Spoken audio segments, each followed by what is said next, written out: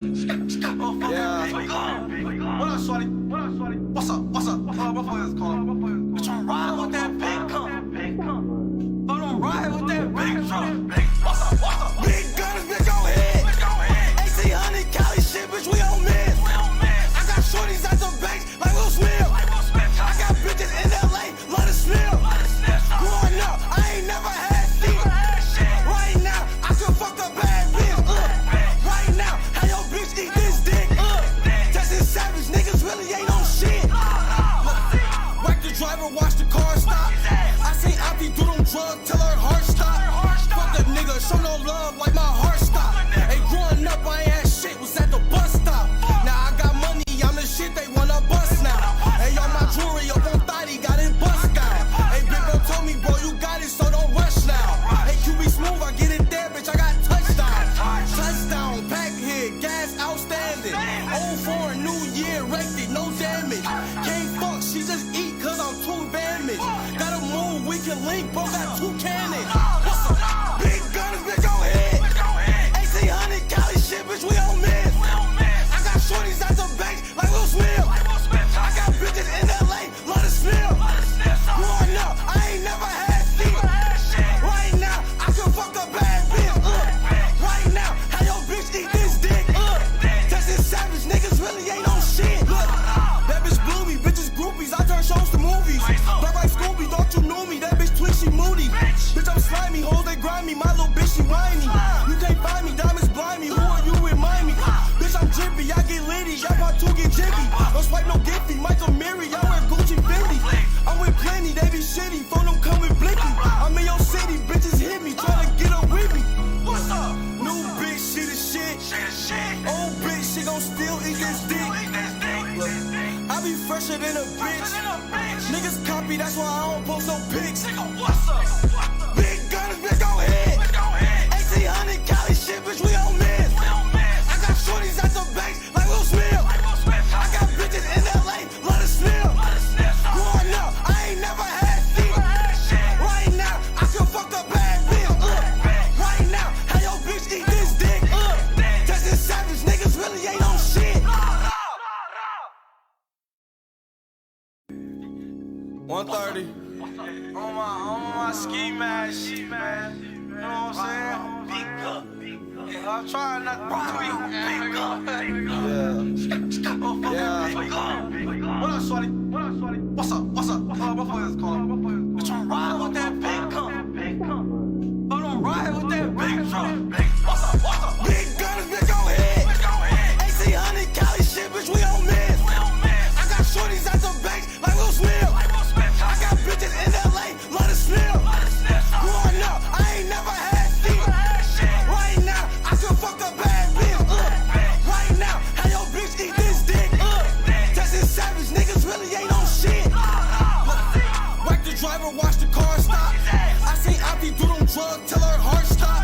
Fuck a nigga, show no love like my heart stop. Hey, growing up, I ain't had shit, was at the bus stop.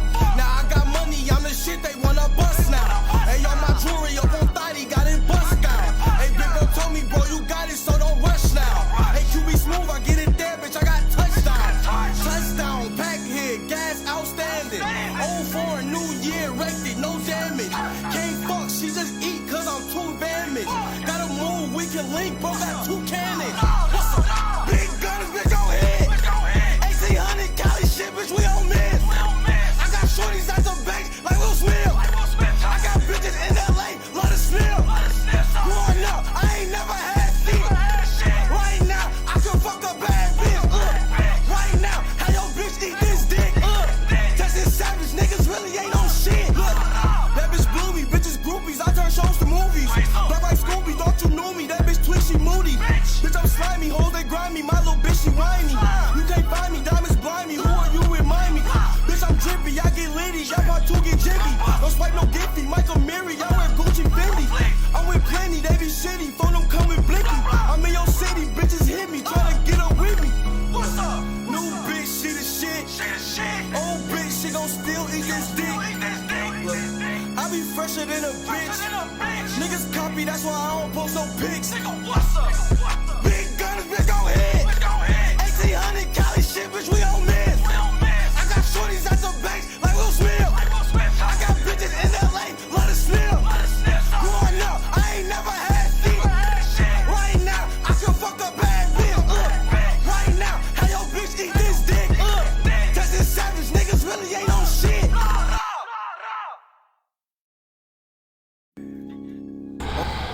Yes, sir. You know what time it is. Hold on.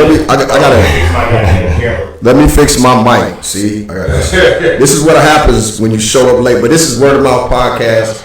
If y'all feel like I'm being a little too distorted, y'all let me know in the comments. If y'all can hear me good. This is Word of Mouth Motherfucking Podcast. Y'all know this, right?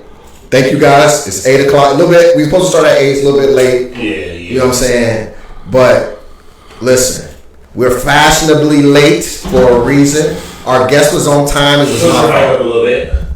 Turn it up. Our guest was on time, but it was my fault. And with no further ado, this is what we need to see. Listen, me and Kevin gonna step up every time, right? So this is where you need the hand clap thing. You know what I'm saying? Without no motherfucking further ado, you already know we got this. We got Yoshi, aka Yoshi Movement. Yes, sir. Yoshi, this motherfucker, man. Yoshi, how you doing, bro? Hey, we've been better, we've been worse, huh? Hey, you sound crispy in this bitch, bro. Yeah, he definitely does. As a motherfucker. Yeah, man. So Yoshi, man, like I said, man, it's good to have you sit down with you, man. We know you got a lot of shit going on right now. Yes, sir. We're gonna touch base on most of that shit. You know what I'm saying? So, but what we want to touch base on first is like, where the fuck did you come from? Because it seemed like you just popped up out of nowhere, nowhere with hella businesses and shit, like doing hella shit in the community. I'm like, man, where the fuck did Yoshi come from? You know, I was actually born. Is this good right here? Yeah. I was actually born off of 10th and Warren. There's a big house on the ditch up there. And yeah, you know. Okay. I did Davenport Hood, and it was crazy because at 12 years old, I ended up moving with my father in South Chicago off 127th and Ash in a little trailer park out there in Cal Park. Damn. And that's why I was like 10th and Warren. But compared to that, it was. Yeah, that's with the suburbs. You know what I mean? It's a little light-skinned Asian black boy. That's what I asked you. Your dad Asian or your mom Asian? Man, you gotta ask the women about that one. I'm just kidding. My dad's black. My mom's Filipino. So where's your dad? He's from South Chicago as well. That's his whole side of his family's from South Chicago. Can you speak Filipino? I can. I'm nearly fluent. Okay, good shit. Have you ever been over there? I used to go there about 3 to 4 times a year ever since I was 5 years old.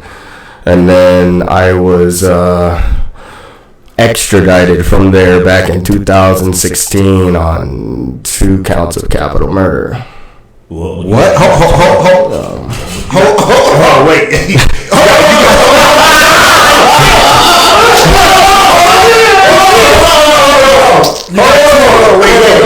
Go ahead. I'll let you go, Paul. I'll let you leave. Word of Mouth Podcast. You know what? You heard it first on Word of Mouth Podcast. Okay, so let's back up real quick. Tiff and Warren, Dad says, let's go. Dad obviously was in the military or something. Yeah, so my dad was in the Navy. He was in the Navy for about 15 years. I'm the youngest of 8 kids, of his kids. From one, well, he has more than, anyways, okay. One of 8 kids.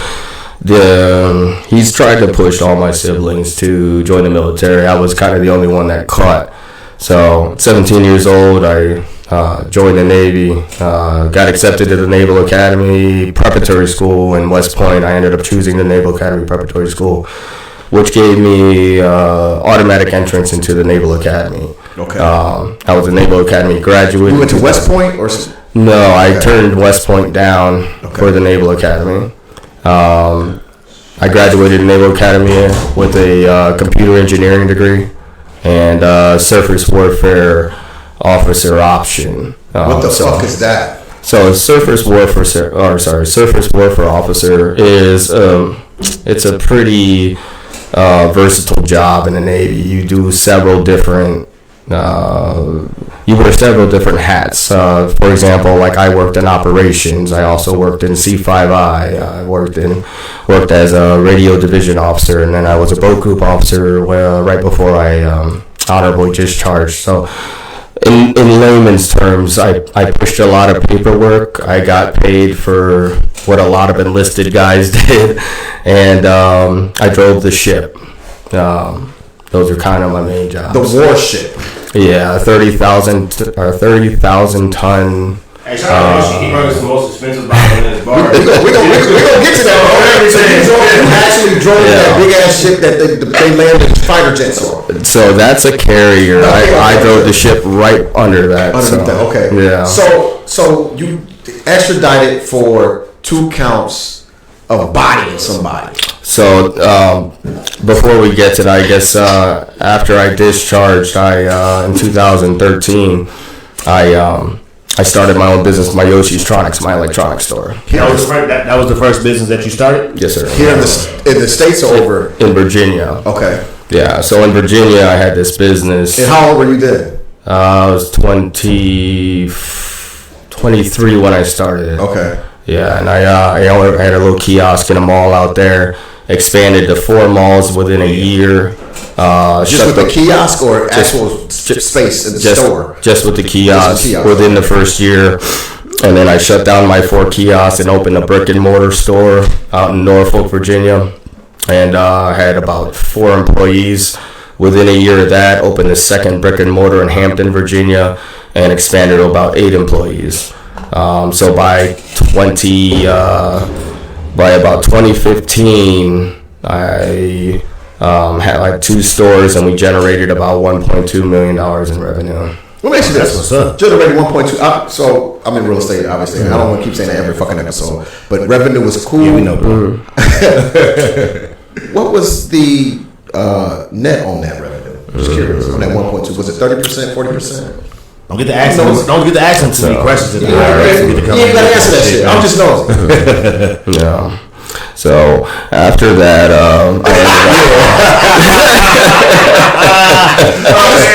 so there's a reason why I asked that. I just want people to understand that, you know, like a lot of people that run the streets or you know, buy stamps or some shit, it's always they look for the double up. Mm-hmm. If I spend 100, I want 200. But it don't work like that in business. Sometimes in business, you spend X amount of dollars and you only receive 20% of that in net profit. Oh, right. That's what we like. But it's also important to note that, you know, I don't want to say the goal of business is to minimize your tax liability. Tax liability too, yeah.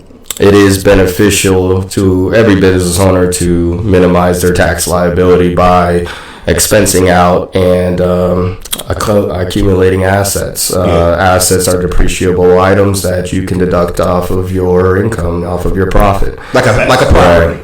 So a book out of the Donald Trump kind of playbook is continue to acquire assets and let those assets be borrowed against, essentially. So you use other people's money while collateralizing your assets, so that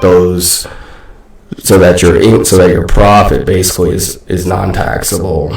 But y'all hear that, people? That's free game. That's free game from Yoshi. You hear that? So generated 1.4 million in revenue from the 2 brick and mortars you had in VA. Nice. What the fuck? Go. So, here's the whole real story about that, man. And I really haven't gone too public with this, but, I guess. You ain't say nothing that's going to incriminate you, though. Because I ain't know. He's not that stuff. I ain't glad. Look, one thing about Word of Mouth Podcast, we don't want to incriminate nobody. We're not going to ask you any questions that's going to incriminate you or has anything This ain't Vlad. This is the case that you have going on. This is not Vlad. This is not Vlad TV. I'm just going to tell you right now, I didn't get to where I am by being a dummy. Right. So I also understand the statute of limitations on murder is unlimited. Yeah. So with that being said, I added a disgruntled employee that was stealing and embezzling several hundred, or what I thought was tens of thousands of dollars, but ended up being over $100,000. Okay, yeah. Thank you. Let me say before we get to that. Where's that? Can you pass it that, please? I got you. Let me get Yoshi a shot, man. No, I want to see the box, the actual box. There you go. I want to see the box. Yeah, there we go. Yoshi and Brothers. Yoshi and Brothers, the most expensive bottle out of this bar, man. Shout out Yoshi, man. $300 bottle. I don't think y'all ever heard of this shit, but I'm gonna put it in the camera for y'all. You know what I'm saying? It's Remy. $300 bottle, $30 a shot. Come on. Shit, we're lavish here right now, man. So yeah, we'll let you continue, Yoshi, man. Yeah, so this individual was stealing and embezzling a very large amount of money. And basically, when I found out the individual was doing this, I gave him the option to attempt to repay the money back, which I thought was way less than what it was, or I would file the charges against him. He chose to not only not pay the money back, but hit me with the Uno reverse card and pull just fraudulent charges against me. And so when he sued you? No, he fabricated a story about me that ended up going to the police, and they picked up this story and they treated it as truth. And this is all in VA. This is all in Virginia. Hampton, Virginia is where this originated from. Damn. So Yoshikoson started in Hampton, Virginia. It didn't start down here. It started in Norfolk, Virginia. Expanded to Hampton, and then. But during this time, I was unaware of the investigation on me because the detectives made it seem like they were investigating my employee for the charges I took out on him. That's great. Right. So you didn't even go to the people first. You went to him first, and then he went to the people. That's correct. Yes, sir. And then. The people came to you, or Yeah. did you go to them like say fuck it, like he ain't? I gave him a choice. He didn't. And when you went to the people, then they were like, okay, yeah, we're gonna play along, but we already. That's correct. Yeah. So they basically pretended to investigate the employee by calling each of my employees in individually and asking them questions under the guise of trying to find out information about the employee that had been stealing from me. But one by one, my employees were coming back and saying like, "Yo, they ain't asking shit about him. They asking about your ass."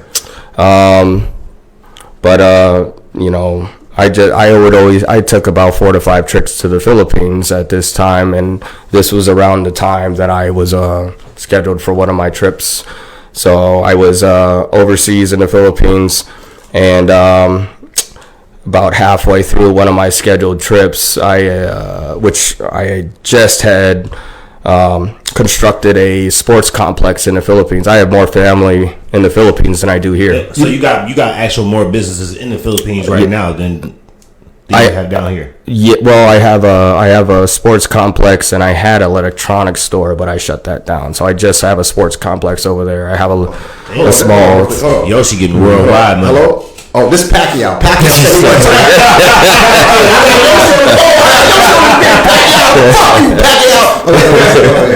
Yeah. Now I have a little 3-bedroom house and a little Ford Fiesta over there. You know, it's I got my own little life out there too. Yeah. You know. How often do you travel out there? So now I'm actually blacklisted, but I've been out there because of this story. Well, right, because of because of the extradition. Anytime you're extradited from the Philippines, at least, you're added to a blacklist, so you can't come back. So would you rather have got locked up would you rather be locked up in the Philippines? So I was locked up in the Philippines for about 3 weeks, and that is one of the absolute worst detainee facilities. It was a concentration camp. It was an outdoor jail. But you were an American, though. You're an American. They didn't. There was also Koreans and Japanese. This was an international jail. This was where all the international criminals were held. Right. We had Koreans, we had Chinese, we had Japanese, we had Europeans, we had Americans. What's funny was most of the Europeans and Americans were there under pedophile type charges, right? But the Koreans were there for illegal gambling. The Japanese there were mostly there as fall people for also illegal gambling.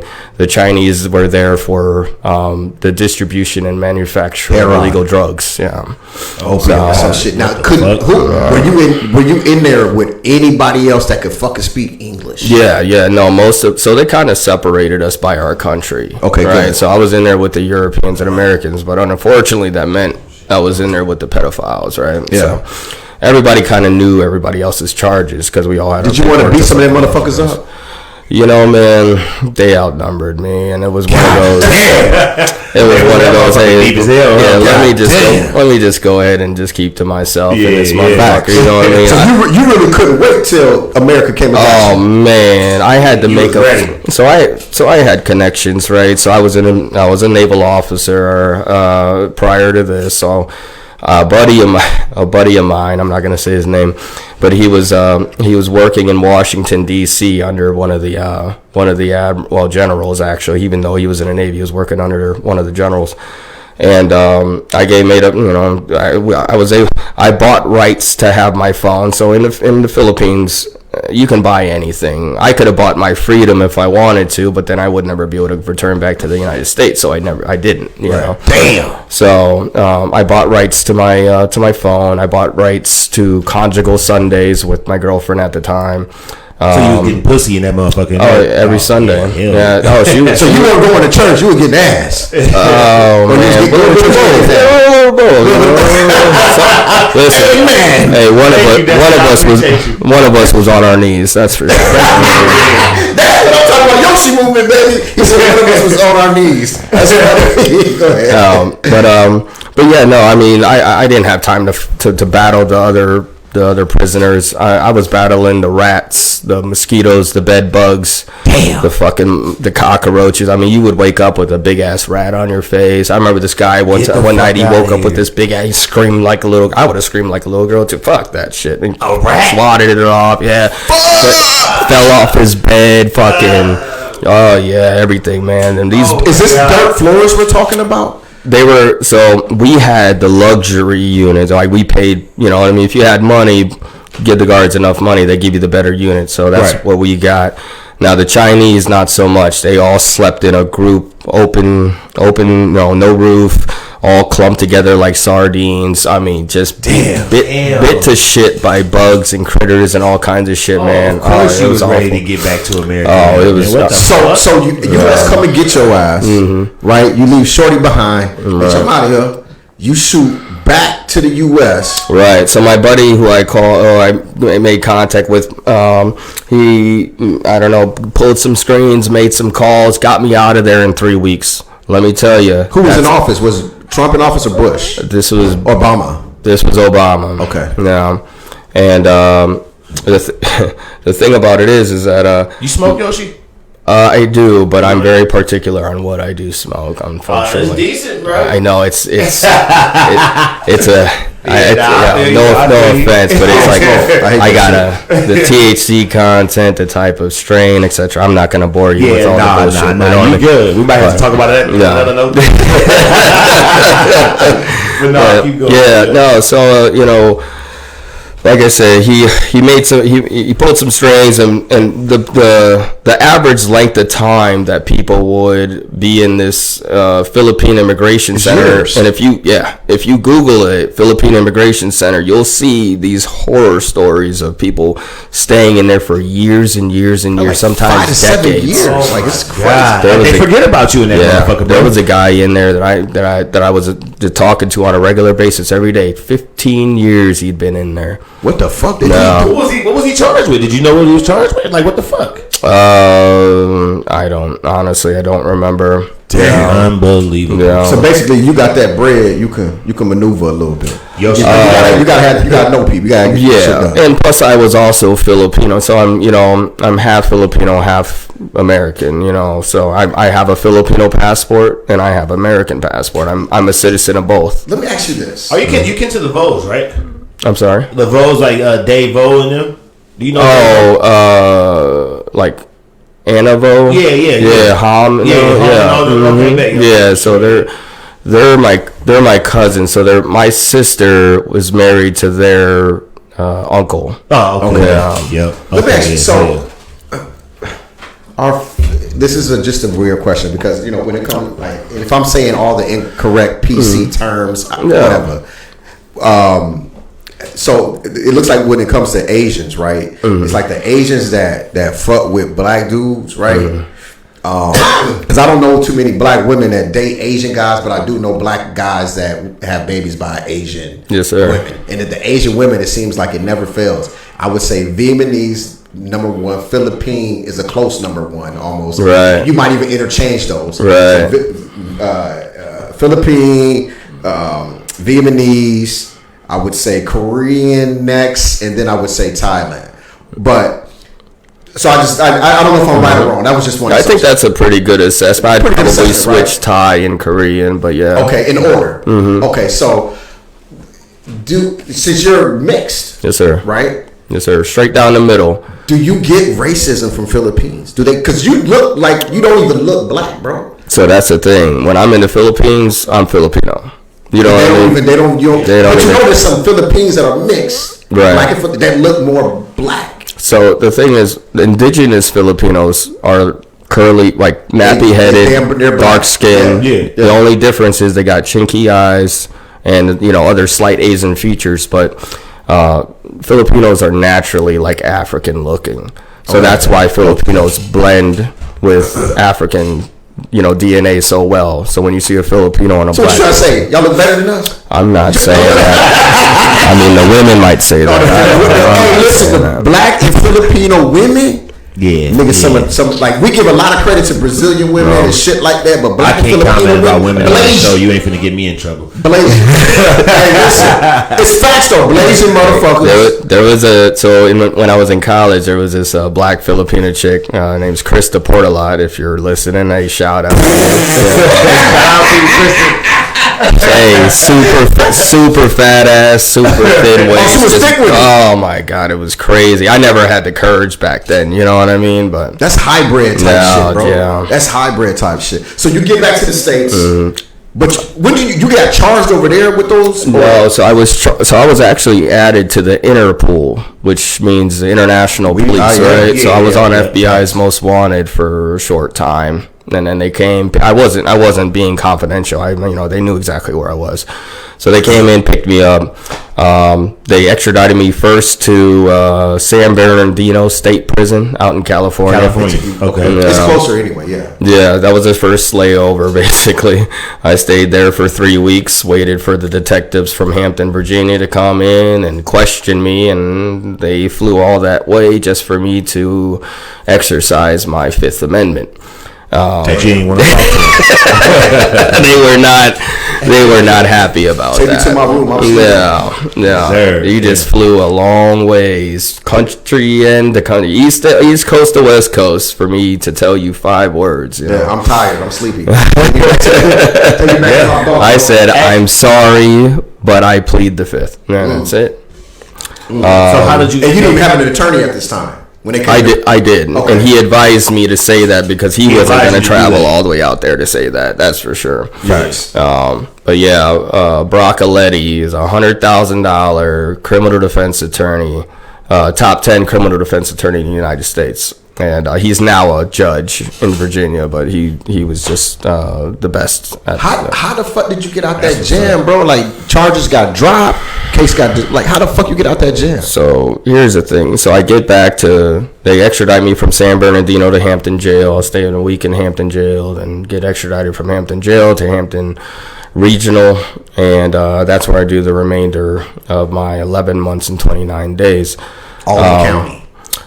That's correct. And the thing is, it should have only been 6 months speedy trial, correct? All right. So I initially only got charged with 1 count of capital murder, but the prosecutor found a loophole to be able to charge me again for the same crime in order to reset that. That speedy trial. That's correct. Yeah. So he was able to keep me in there an additional 6 months. That was a. So that's what you mean when you say you got charged with 2 counts of capital murder. That's correct. It was the same charge. Same charge. Yep. Okay. Damn. For sure. Damn. That is. So crazy. mind you, this charge started with the name Rich Porter on the warrant, or not the warrant, on the That's paid in full. Yeah, that's exactly what just popped in my mind when you said that shit. Oh, I know. What's the real name? Oh, it gets more ridiculous, right? So they Rich Porter, a guy, right, a man. So about just around 4 to 5 months into my charges, into my detention in Hampton Regional,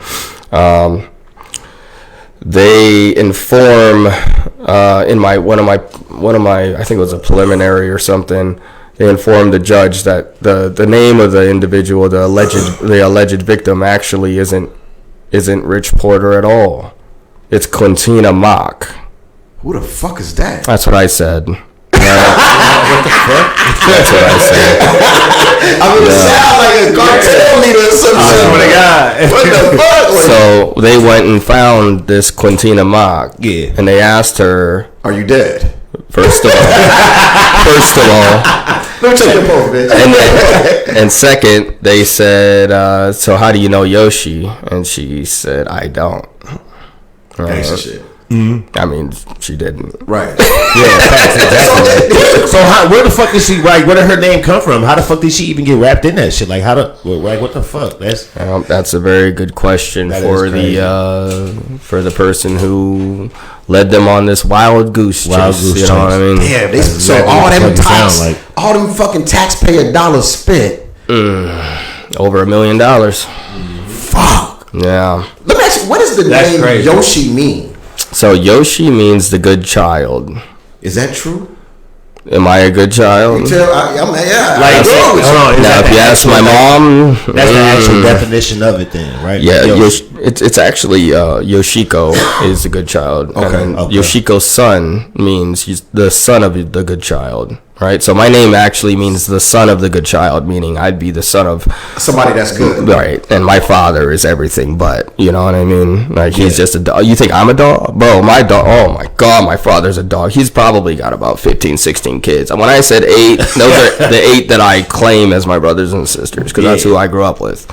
But you gotta respect your dad, though, right? Yeah. Oh yeah. I respect the fuck out. I mean, he made me who I am today. He taught me how to shoot firearms at 5 years old. He taught me how to play chess at about 7. Oh, he taught me how to play poker. Chess. Oh yeah, absolutely. Yeah, play chess. Did your OG give you the game that you have now, like with businesses and shit like that? Like, unfortunately, no. He's awful at that. He's not very good with money. Okay.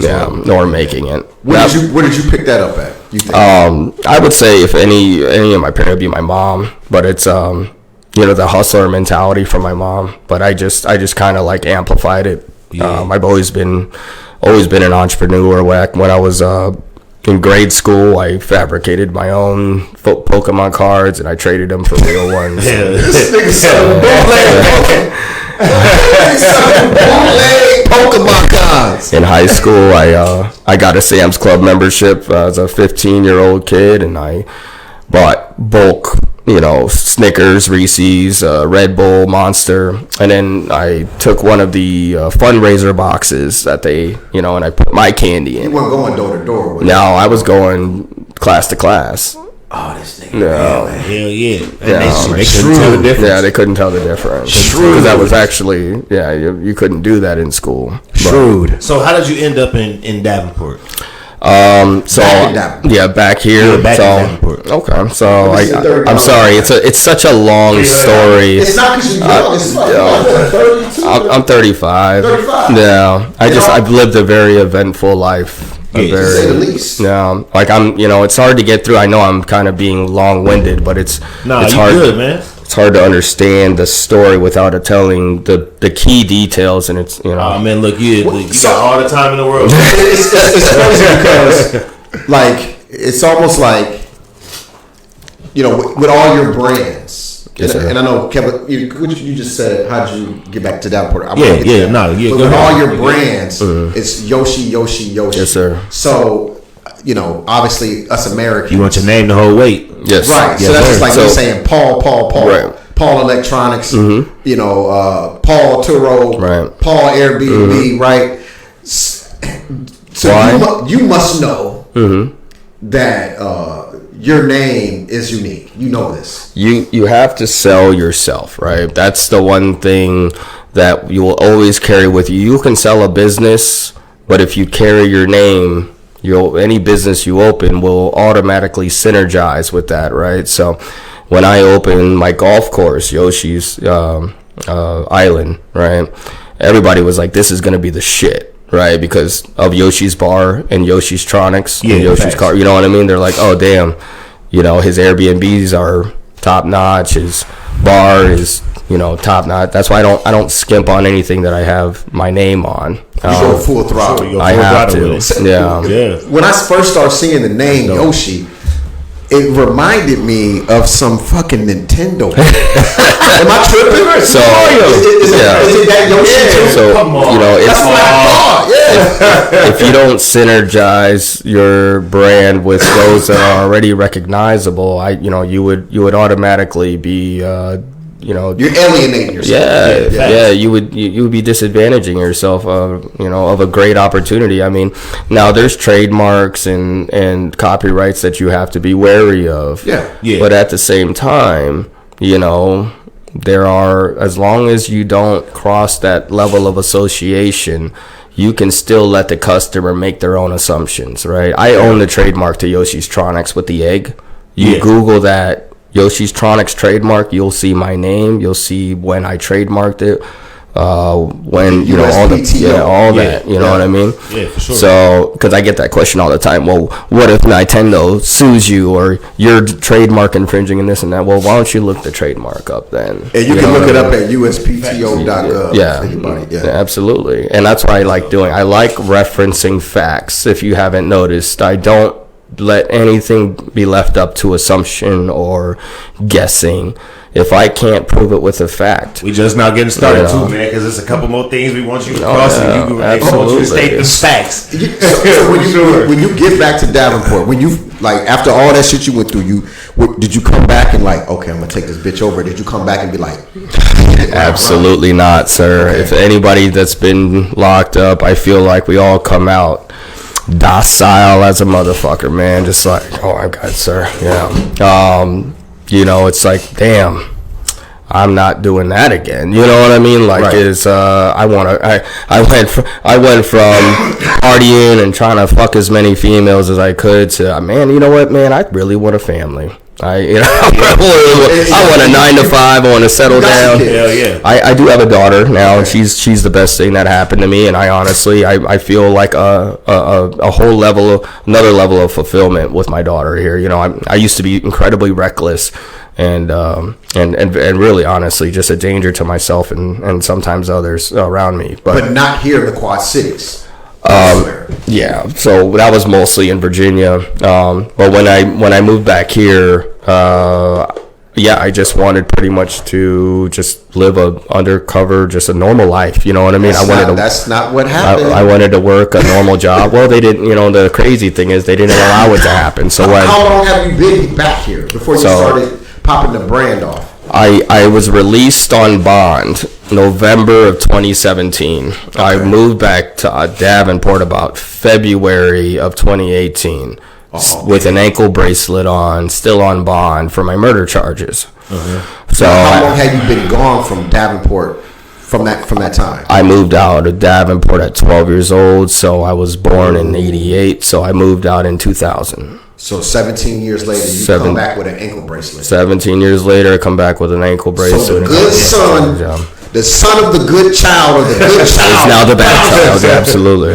Goes back to this motherfucker, fighting the motherfucking body charge. She get it cracking. I just had to break it down for y'all. The good son, or the son of the good child, bounces, comes back 17 years later with an ankle bracelet on, fighting the body. Yeah. Yes, sir. So I started working for my mom at the apartment complex across from UT High, right? Okay.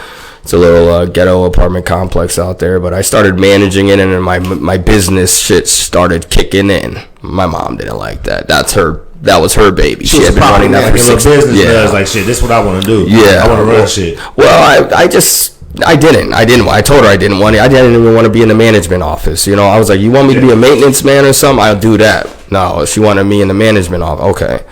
So as I'm in the management office, I see money coming in. I start categorizing. I start doing, making forms of electronic, because it was all cash. She didn't accept any other form of payment other than cash. Yeah.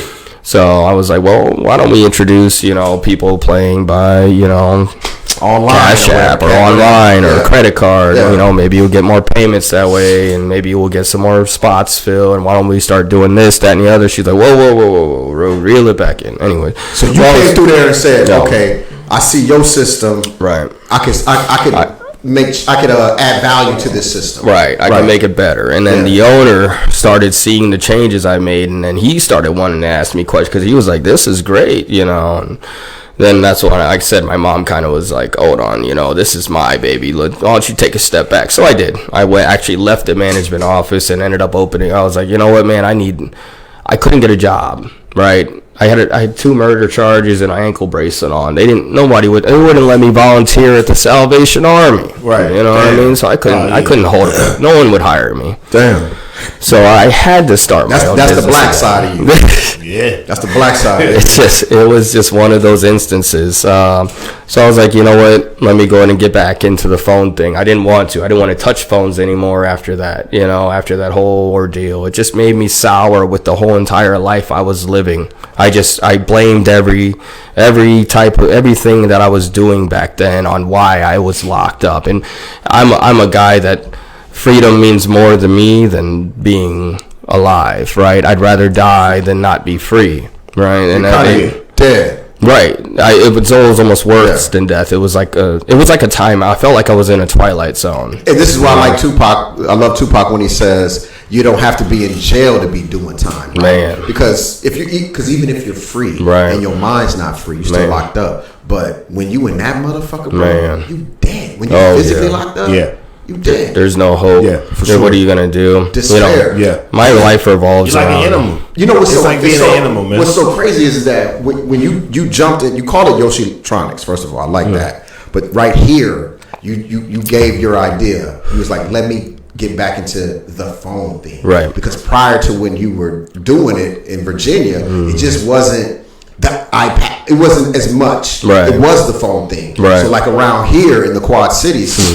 Our phone thing, our young guy that was the trailblazer in that area was a guy named Thomas Hughes. Okay. Right? He had the Iowa Wireless contracts. He had all the accessories to the Nokia phones. You could come and switch your case, put it right on Harrison. He was the forefront to that. There was another business which was Jumpin' Joey shit. I think it was whatever, but for somebody young, black that looked just like me, from that I could relate to, whatever, that was black and young. He was a kid. He was like 18, 17, 18, 19 tops. And he had his own fucking store with, his phones. He was repairing them, fixing them. He really started a wave around here. Right. Yeah. That stopped, right? That stopped, and then the big How guys did that stop? Just curious. The birth of these motherfuckers. He didn't adjust to the smartphone era. Well, he had other business ventures as well, but these motherfuckers, to your environment. These motherfuckers dropped so quick, and the iPhone 3 dropped. It was just the only reason I ask is that I'd be curious to have a conversation with him. He's so smart. Just because I would be. Again, curious to see if he is dealing with the same adversity that I'm dealing with when it comes to the city and this conglomerate of millionaires that tries to protect their assets. We definitely touch on that. But can I say this, though, Kev? Sure. So go ahead. So just don't get too far off subject. I will not, sir. I will not, sir. So you got the Yoshitronics. You let me get back to the phone. You were like, let me start the phone thing again. Yeah. So you started that. But this is 2018. It's 2017, 2018. So by now it's the iPhone 5 or something. Right. So where was your first? Was it a brick and mortar or was it a kiosk when you first did Yoshitronics, and was it Illinois or Iowa? So when I first did my Yoshitronics, all I did was buy. Right. I was all about efficiency. All I wanted to do was buy local, sell international. That was my market. Like resale type shit. Yep. Introduce or buy from a local market and sell to an international market, because the local market did not have the resources to sell internationally. I did. Right. What's the markup on something like that? Significant. Like, we're talking 10 times. I could buy an iPod Shuffle. You guys remember those? Yeah. Fuck it up. Yeah. You don't remember the iPod Shuffles? You had to upload the songs onto the little square thing. The square one had like a little round button. Yeah, that's all they had. Paul, you're not that old, man. So I could buy those for $10 and then sell them for $100. To what country? eBay. I don't know where they're buying them from, but they were all international. I didn't know. I shipped to some forwarding company. But that's crazy because the fucking shit is made overseas. So taxes are a motherfucker, and we're not the only ones that are subject to them, right? So in China, these things are under contract by Apple to be shipped directly to our country. And then if they're shipped back to China, they're taxed. And then you've got customs as well. Yeah. So all of that markup ends up making those products significantly more expensive in third world countries, because in third world countries, wants, not needs, but wants are significantly more expensive, whereas needs are significantly cheaper.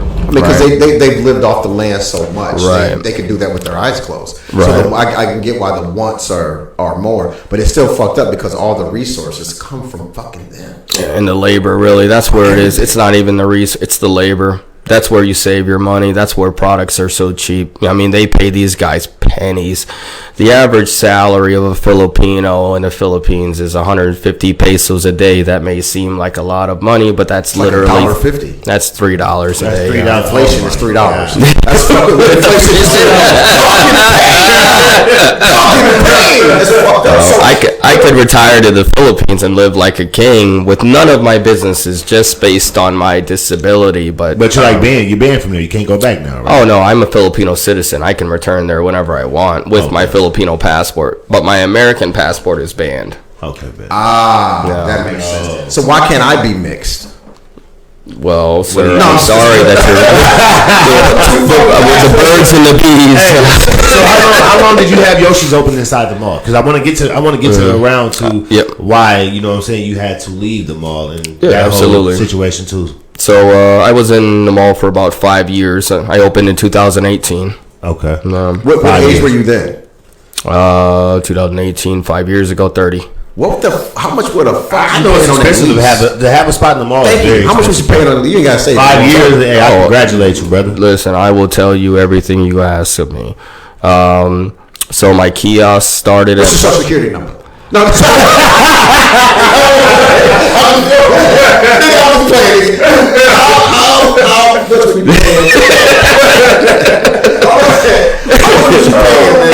Fuck them all, because at that time we got to think. It's expensive. It's like $2,500. And this is before COVID. Right. So surprisingly, not really surprisingly, the malls were dying, right? Yeah. So they were trying to get anybody in there. The kiosk I started in was only $500 a month. Okay. Then I moved into an inline, they call it an inline store, still on a temporary lease, and that was started at $1,200, and then over the next year or so ended up going to $2,000. And then that's when you moved into the old Verizon store, right? Then I moved into the old Verizon store, and they started charging me $2,500. But hold on, okay. Since you're in that location, some malls also want 1% of the profits. Did they hit you with that? Every time, since I had my kiosk, they hit me with 10%. 10%, or I've heard people 30%. 10% over a certain amount. They want a piece of that. That's correct. Yeah, that's fucking ridiculous. Oh yeah, of course. Yeah. So I mean, what do you think that was generating in revenue? That one, cost of doing business type of deal.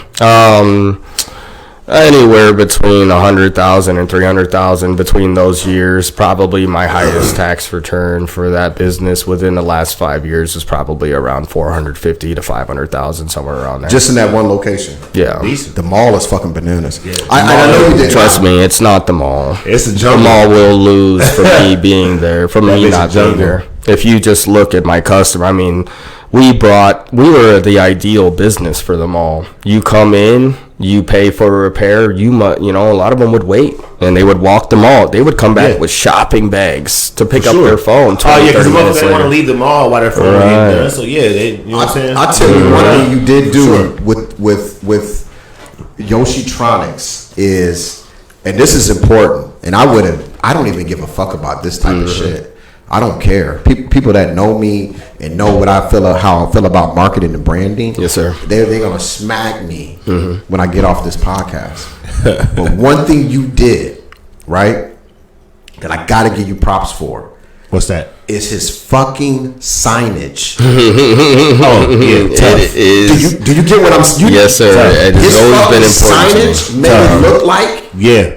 A box Super store, official. a franchise, right? Oh my God! With Hey. the coloring of the stores. Yes, That is your first impression. Yeah, right. sure. Your sign is always your first impression. It's like coming out to a business meeting in your jogging pants or your fucking, your fucking basketball shorts. The only thing I would say about it is it just looked. It didn't look. This is an oxymoron because it was great, and so the great part was it didn't look like. It didn't look like a fake ass pawn shop. Right. Yeah, for sure. None of those vibes. Right. Yeah, because there has been multiple phone stores that has opened inside the mall, bro. And it ain't been as successful as yours. Because I think yours has been there longer than any of the other little phone stores that was fixing phones and shit. But I ain't gonna lie. it also looked clean and intimidating. Yes. Right. It looked expensive. Yes, Yeah. for sure. That's what it did. Like the signage. Exclusive, It looked exclusive. It looked exclusive. Like my son went there, and my stepson went there, and he bought he had some Nintendo Switches. He had like 5 PlayStation 5s and shit. Bought them in that bitch, and we walked straight the fuck out. They this motherfucker Cash you out. They motherfucker lowballed us. But here, Can you explain to this man the whole algorithm of the whole like phone repair and that whole situation? Yeah, absolutely. There's always a markup, right? So our pricing model, which we share with our customer, transparency is incredibly important with me. I don't try to bullshit anybody. I've got dementia, right? I can't lie and remember it, right? So honesty is so important to me because I have a loose sense of reality because sometimes I can't even remember what's going on. Like So you actually really have a case of dementia? Like you're serious when you say that? No, I do. So my father, it's very minute, very, very, very minor. It's in the form of BPD right now, but it'll eventually evolve into full-blown dementia. Do you really think that, bro? So my grandmother died having dementia. My father has dementia. I'm Don't put that going to get man. That shit crazy. Yeah, that shit crazy. Don't put that out there, bro.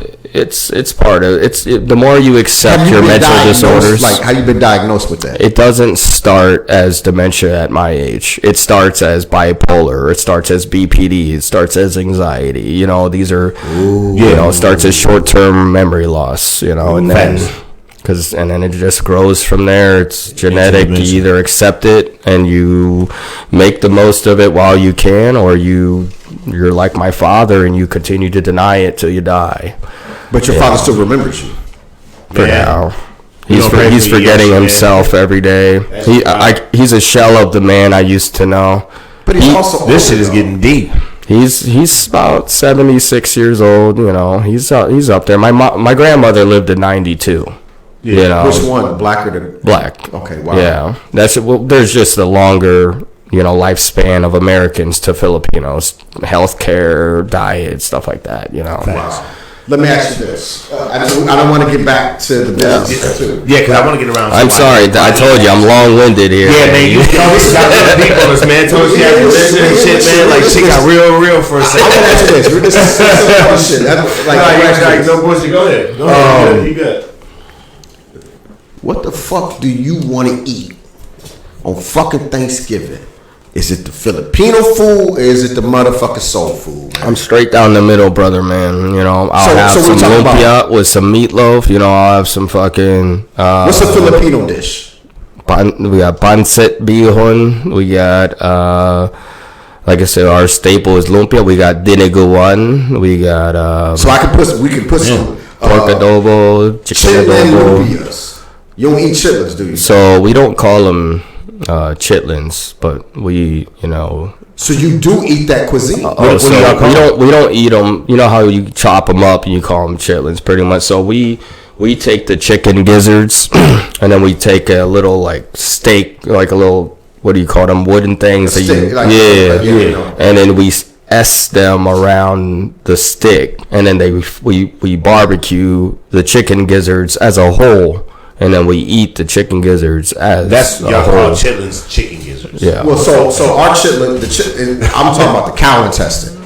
So they don't have any cows over there. Hold on, wait. They don't have cows in the Philippines? No, we have buffalo and bison. Is there a reason why they don't have cows over there? I'm assuming just geographic. I don't know. I'm not a Pig intestines is chilling. There's something going on with these cows we don't know about, man. Come on, man. Let's do it, man. For real. So no pigs over there. No, we have plenty of pigs. Several so pigs. You guys don't eat the pig intestine? I'm pretty sure there is a dish, but okay. I don't eat the pig intestine. No. But you do eat the chicken intestine. The chicken gizzards, yeah, we have eaten that before. Okay, so I think the gizzard for America is just the. I hate to say this shit. Maybe I'm saying it wrong, but it is the chicken intestine. It's the chicken intestine. Yeah. Okay. That I would probably misspeaking on that. Watching Andrew Zimmerman, I might eat that because they just skewer that. They put it like it's like a little S on a skewer. Skewer, that's the word I was looking for. And they barbecue on open flame. What I want to get back around to is the whole situation with the mall and why the city made you move out of the mall. The city didn't make you move. So that's where, unofficially, I want to say this for civil lawsuit liability purposes. I don't have any proof of this. This is a theory. This is an assumption, right? So this is a best guess. But if I were to connect the dots, I was a 100% compliant, never missed a payment tenant that across 3 businesses between North Park and South Park Mall over the 5 years that I was doing business there, I'd never missed a payment, never missed one rent payment. And if you do the math on that, we're talking well over $200,000 in rent payments over 5 years, right? So, unfortunately for me, when I was basically approached by the city of Davenport to reduce the number of patrons that I allowed in my bar, which would reduce the amount of sales that I would make in my bar, which would afford other bars the business that I was essentially taking from them. I ended up declining that offer. Yeah, that's fucking what? And that's basically telling you to take away your business. Why would the city of Davenport tell you? Well, I wouldn't say the city of Davenport as a whole. That's a lot of people. There's a lot of people within the city of Davenport that have approached me anonymously or at the request of anonymity and have expressed their support for me. Right. And we're talking people in some pretty pivotal and key places in the city. However, they're in fear of this conglomerate that works together against any individuals or businesses that threaten their income, right? And like I said, it sounds like we're mixing Canteen with Tronics. So you have to understand there is no one or the other. It's all in the same discussion. That's how they're presenting it to you. Oh, that is just unfortunately because how to you, it was. That's a couple different LLCs. Oh yeah, but they understood that the electronic store has always been my bread and butter. That is what enabled me to start all of my other businesses. What the hell do you think they're gonna do with that space at the mall now? Oh, they didn't give a fuck about the space. They wanted you out there. If they wanted that space, they would have moved me to any of the other 60 available spaces in that mall. Facts. I counted them. They just wanted you out. So what about 60 available spaces in? Yeah, the mall's dying. South Park, you're out of there too, or you had? I've been out of South Park since 2020. Those are like partner companies, though, right? South North Park. They're not partner companies. They are the same. They're same properties. Yeah, Simon Properties. Yeah. So sorry, correction. That isn't not Simon. It's Massarich. So Simon doesn't own those. Simon sold to Massarich. Okay, bet. Well, I think it's probably for like $90 million. I think if I want to say like 90 to 92. I'm honestly unsure, but let me ask you this: your only competition at this point when you have Tronics is Fruit Fixer, which is Brady Mart. Facts. Right? No, don't let them pull the shit. Don't let them pull the wool over your eyes. Right? No, I'm just saying though. But Fruit Fixer has 2 great locations. Mm-hmm. Right? That's 3 now. Well, 3 now. No. Yeah. Whoa. So you think they're going to get your own location? Sorry, they just expanded out to the Illinois side. They got 2 on the Iowa side, 1 in Illinois. Okay. So no, they're not. I don't know if they're going in the mall or not. They may or may not. I'm not sure. But that was your only. I wouldn't even call it competition. So here's how Fruit Fixer became a thing, right? So I moved into the mall in 2018. I generate my first $300,000 revenue year, which is pretty much probably 80% of Brady Mart's business. And my whole slogan was to my customers that came in to get me like, oh, well, I can go to Brady Mart. Do you really want to get your phone fixed at a gas station? You know what I mean? Like, come on, man. I'm sorry if I'm offending anybody here. You know what I mean? Again, I don't know where alliances lie. I'm new here. Yeah. You know what I mean? I don't know anybody. No, it's all right to the Brady Mart. Yeah. This is word of mouth. This is word of mouth. About podcast. Motherfucker, I ain't need to say cut of word of mouth, baby. Listen. I've stepped on toes. That's what I do unintentionally. I'm not trying to be an asshole, but they run a very inefficient and, in my opinion, not immoral. It's not the word. Things like that, you have to study your competition. So you absolutely do. And the thing about it is we would get repairs from them that they had previously worked on, and they're missing back plates. They've got severed flex cables. They've got just significant water damage, where you have a customer bring in a phone that has significant water damage, and you're like, oh yeah, it's $150 to fix your screen. Yeah. Knowing that phone is gonna die in 3 days, that's what the fuck is that word? Not immoral, but incompetent. Fucked up. Yeah, lazy. Yeah. Sometimes. All that.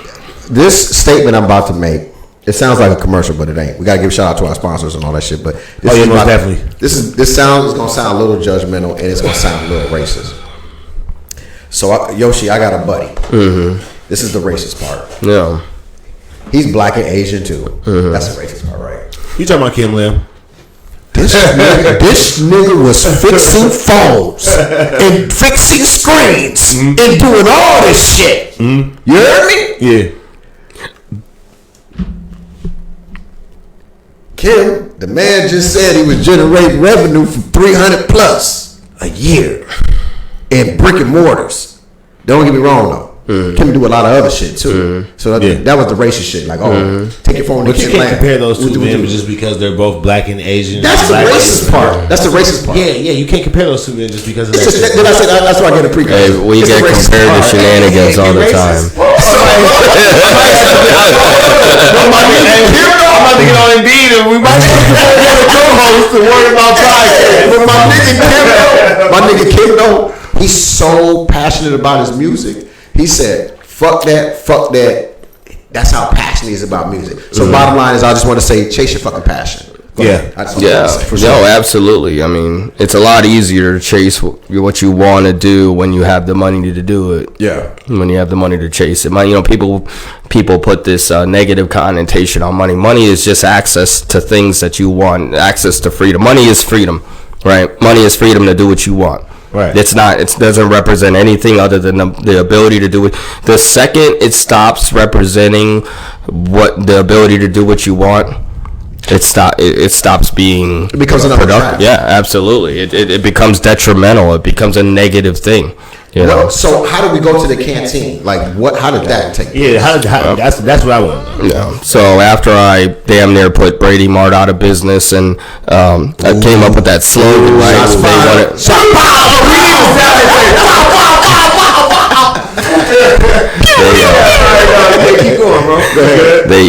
They opened up their Fruit Fixers, and that was minor competition for us.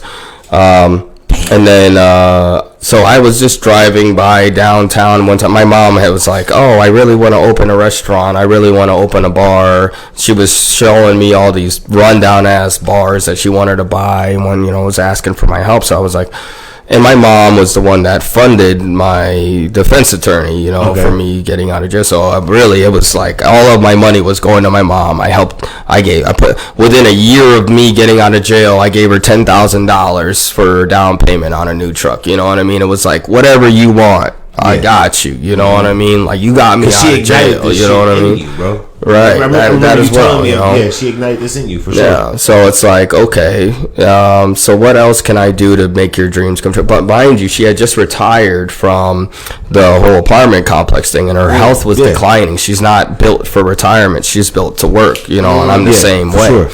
So So in order to save her life, essentially, I needed to figure out to give her new meaning to life. Her third act, third, fourth, fifth act. Yeah, a reason to live. So I was driving on the street. I saw this it was called 3rd Street Bar and Grill. It's really called Mary's. No, it was called Helen's before. Helen's, I'm sorry. Yeah, Helen's before. Yeah, Mary's is the gay club. Yeah. Helen's. Yeah. Helen's and Mary, they both gay. Helen's. Fucking Helen's. So that was a really rundown place that from what I heard, from what I hear, I don't know, I wasn't here when it was, but and then 3rd Street bought it. They did a shit ton of renovations. They put a lot of money into it. Shout out to Mike and Tina for doing everything they did to that place, man. They put a lot of money into that behind the walls. All the foundation, all the, the subfloor, the floor joists, ceiling joists, all that. And then from my best assumption, they just ran out of money when it came to the cosmetics. That's my best, or maybe they were going for a hole in the wall book. I don't know. I didn't ask them. But when I took it over, I saw a gold mine. Or when I first looked at the space, I said, wait. I thought that it was just the building. I had no idea it was the business. They were selling the business and every piece of equipment in it, every bottle of alcohol, every chair, every table, even the upstairs too. Even the upstairs apartment was a bonus, and the outdoor area was a bonus. I didn't know any of that came with it when I agreed to buy this place, right? So all this was just fucking extra. I was like, holy shit. You just thought you were just buying an actual property. Oh, yeah. I thought I was just buying a bar. Yeah. You know what I mean? A bar and a restaurant type of deal. I didn't know I was getting an apartment with it or a fucking whole backyard with a patio area. That's crazy. Yeah. $200,000. I could look on Scott County. $200,000 for that? 200,000, 195 actually, $195,000 for that entire property. Who was your realtor? Me. Oh wow, himself. So look, check it out. So okay, the whole thing about you having the balcony and the volleyball thing outside and shit. They gave you an outdoor liquor license then. You see what I'm saying? So, I was not a threat to them. This location has never been a threat to them in the entirety of its existence. And we what just you talking about? Helen's 3rd Street.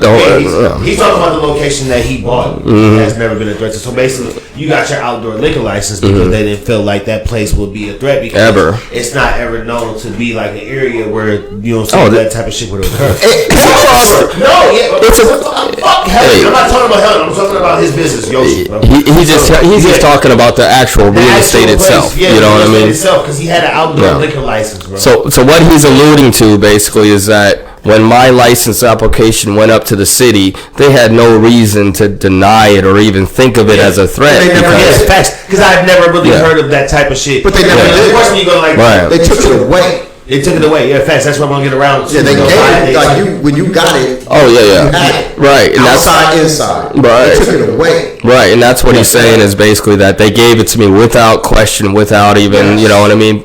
And that, like I said, is because everyone thought I was going to fail there because no one has been successful there. Even when it was Helen's, it wasn't a money. It was a trap. I've walked past that bar 100 times, never looked in that motherfucker to see what the fuck is going on. It was a trap spot. Which is ironic to the narrative that they try to run on me being a blight to the area. Like, I am the exact opposite of a blight to that area. We're a shining light to a dark spot in Davenport. That has always been a dark spot in Davenport. You see King's Harvest, right? Yes, sir. Right next to King's Harvest, there used to be. We're not talking about none of that shit. We're talking about No, we have to. Please don't get off subject. No, listen to me. We have to. Okay, go ahead. Listen to me. You right across the street from your canteen. Yeah. It's King's Harvest. Yes, sir. Guess what was right next to that they tore down? In the 2000s. What's that? It was called King's. Do you know what that was? I do not. An escort service. And then you have Venus right next door. But no, that's now. But Venus has been there for a long time. And Sugar's was like 2 blocks away. This was the red light district. Yes. Always been that type of area, bro. You know what LaFinca is? Yeah. Next to LaFinca is an open field. Right there, what was it? What was it? I don't want to say its name, but we know who it was. It starts with a B, and the last name starts with my color. Oh, okay. You know what I'm talking about? Around the corner, it's an oxygen now, but what it used to be, Sugar's. And then next to Kingdom Harvest, it used to be a place called King's. So, and that's across the street from King's and Kingdom Harvest, guess what it was? Helens. So you had motherfuckers selling pussy, motherfuckers selling dope, but guess what's still there across from you? Cat a corner. It still say porn shop, DVD, VCR. So I was actually offered to buy Venus. Venus! No, buy it. I wanted to. I don't have the money right now. Anybody that tells you anything different in that area, because I know they took your liquor license, right? To my outdoor license. They took your outdoor liquor license. Excuse me, I don't know nothing.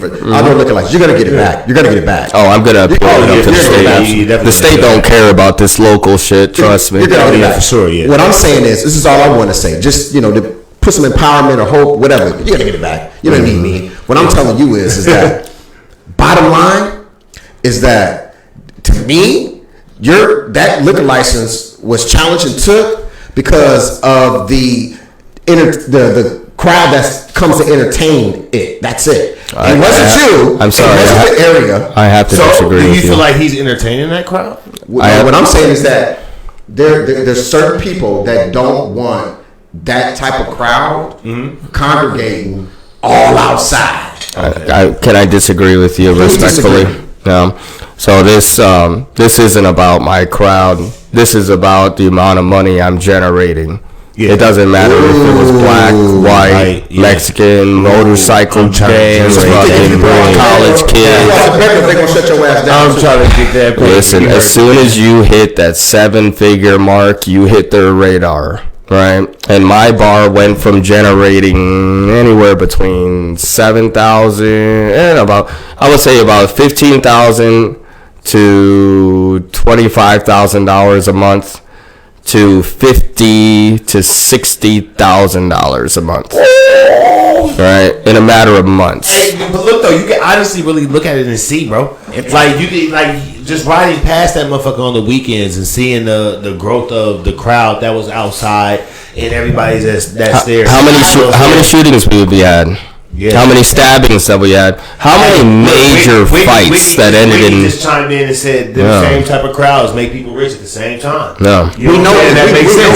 We know that. That's what I'm saying. When it was shenanigans, which they love to call me and compare me to, right? No comparison. How long did shenanigans exist? Here's the shenanigans was there like at least like almost like 8-9 years. Right. I worked there myself for like 3-4 years. No offense to the owner, I know a lot of people defend him. Actually, Harry O, one of my very good friends. But he definitely he no offense to him, but he was able to operate for 8 to 9 years off of the back of blacks, right? Yeah, off of the back of the black culture and the black people, right? Regardless of the amount of crime. 90% of the people that came in that motherfucker were black people. It didn't matter the amount of crime or activity that was going on there. They continued to operate. And people were like, oh, well, they ended up taking his license. No, they didn't. No, they took his bar from him. They didn't take that either, right? He shut down during COVID. He made out like a bandit. He was able to take the all of the COVID, like, you know, federal programs. He closed his doors. He sold that thing to whoever who the owner of DACFAC made millions of dollars on top of the millions of dollars he had already made. And now hey, listen, I don't know where you. I don't know. I don't know this guy. I've never met him. I don't fault him either, but I'm gonna tell you right now, in order to make that amount of money in this area for that long, you just gotta rub elbows with the right people. We call that. Hey, you know what we call that? Having a good run. You know, that's called rub elbows. Hey. So I was invited to join the round table, but unfortunately, in order to do so, you gotta kneel a little bit, and I got really bad knees, man. Yeah. I can't be kneeling to nobody. You know, money only takes me so far, but I operate most things on principle, and honestly, that's a Chicago thing. Yeah. It really is. Interesting. There's nothing that matters more to. When I grew up in Chicago, there's nothing that mattered more other than self-respect and pride. And principle. For sure. Right? That's why them motherfuckers out there die off of principle. So what do you think is next for Yoshi? Movement. You know, I gave you that too. First starters, he gonna fight to get that outdoor liquor. That shit gonna come back because that shit ain't shit. So we're trying. We're growing our outside. We just finished our outdoor patio. So we're gonna be putting some propane heaters out there, some fire pits, you know, patio furniture. It's gonna be a real relaxed lounge environment. Yeah. Okay. So I want people to be able to use this space, and it's gonna be an ambient temperature between 65 and 70 degrees. When the real temperature outside is going to be somewhere around, 30 to 40 degrees. When are we going to change the siding on that place? Well, I have an insurance claim in right now. For the siding? Yeah, I've got a reputable roofing company that's handling my insurance claim right now, and I'm hoping they're able to secure a pretty good claim on this to be able to replace my entire siding and roof. I'm only saying that because you could really paint it if you want to. I don't know, but I'm just saying if you take that. Oh, we're gonna do it. Yeah, we're gonna do it the right way. You actually are running with the same style of the look of the building, like when you. Every time I ride past that, I know you're thinking about giving it like a little facelift, right? Oh yeah, we're constantly improving. I'm sure you guys are aware of the charging stations that we installed there, and we get a lot of pushback on that. Oh well, how are you gonna have enough Teslas? You put a Tesla charger? Hold on. Time out. What is that?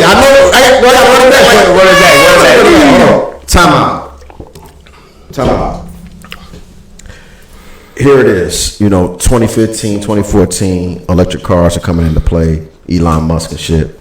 And then, you know what I'm saying? Then you got, shit coming to big cities. And then you got shit finally reaching, you know what I'm saying, the Quad Cities, and it's out on 53rd, you know what I'm saying, where you go get juiced up. You can go get juiced up right at the highway out on 53rd of Utica Ridge. And you got shit in the inner cities where shit used to be a trap spot, shut down, shit like that. Horror spots across the street, shit like that. Porno. Excuse me, I'm sorry. You mean to tell me Yoshi Movement put a motherfucking Tesla charger station in the middle of the hood to Levega? Yes, sir, man. In the back, hell is across the street from Kingdom Harvest. If there ain't there isn't a more Yoshi thing to do, is it? I swear to God. This nigga has a Tesla people come and use that motherfucker? So here's the business plan behind it, right? So you gotta pay that. You gotta pay to use it and shit.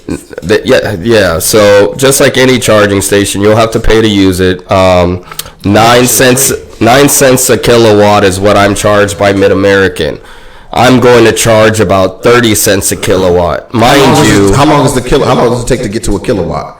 It just depends. I'm not sure what the rate is on these stations. They're not superchargers. Superchargers can charge. It's not 3. It's like a 2. Or is it a 1? Right. It's a destination charger. It's basically a 1. It's a 1. Okay. Yeah. So to get to a full charge, you'd probably be looking at about 3 hours, 3 hours. Something. How much does that cost to get to a full charge? It'll be about $30. $30 to a full. Now if you go to a supercharger, they're about 38 cents a kilowatt. So I'm undercutting them by about 8 cents. Those are the ones you see in like Hy-Vee. The trade-off is time. Yoshi, it's not really a trade-off to me because then now they gotta wait, which means now they gotta eat. Now they got to drink. Now they got to buy some pool games or some dart games. Well, it's not a trade-off for them either because I'm a Tesla owner as well, and sometimes I want something to do when my car charges. It's a good excuse to take a break from the world. Like, damn, I got to charge my car. Well, looks like I got to take a break. You know what I mean? I got no fucking choice. Yeah, it forces you to take a break. My sister has an electric vehicle, and her and my mom went somewhere west of Iowa, and the hotel they here's the crazy part. The reason why they stayed at the hotel they stayed at is because there was a fucking charging station across the street. Oh yeah. Not because the hotel. So they own a Tesla. My sister. Yeah. Well, it's not a Tesla. It's just it's electric. Okay. Vehicle. So hold on. It's a different brand. So hold on. Let me get this correct though. So those charging stations don't only go for Teslas. They go for any electric car. Correct. Yeah, so I had, my bad. I have 2 stations. 2 of them are... She's type 2. She has a type 2 charger. Whatever. Oh, okay, yeah. Level 2, I'm sorry. Right, and so there's 2 EV chargers and 4 Tesla chargers. Right. Okay. Yeah. So any car can charge there. Any electric vehicle. They literally stayed at the hotel they stayed at. Saying fuck all pulling up to these charging stations. I'm gonna put one in the back of my bar.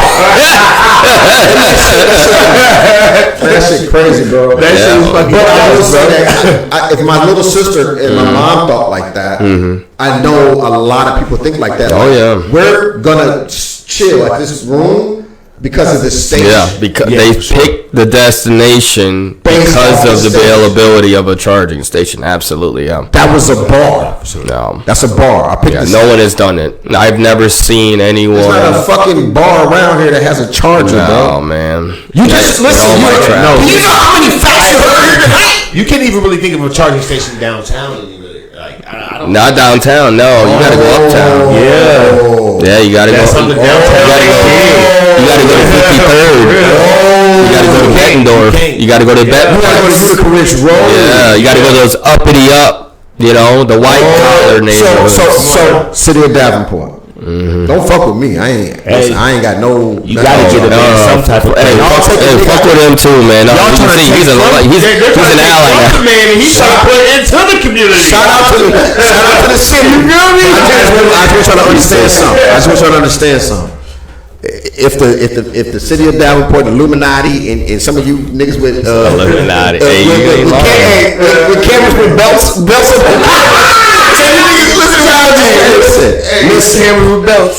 You niggas literally, challenge somebody's outside liquor license, and then you like, okay, we won, and then motherfucker double back. And put a charger station in. Like, here, man, I'm gonna help y'all out. So he like y'all trying to since you motherfuckers on 2003. Let me go to 2023. Well, so when you start looking outside in perspective, how do you argue against my business? Statistically, you go in, you look at my criminal records, you look at my police calls, the actual police call, not calls to service.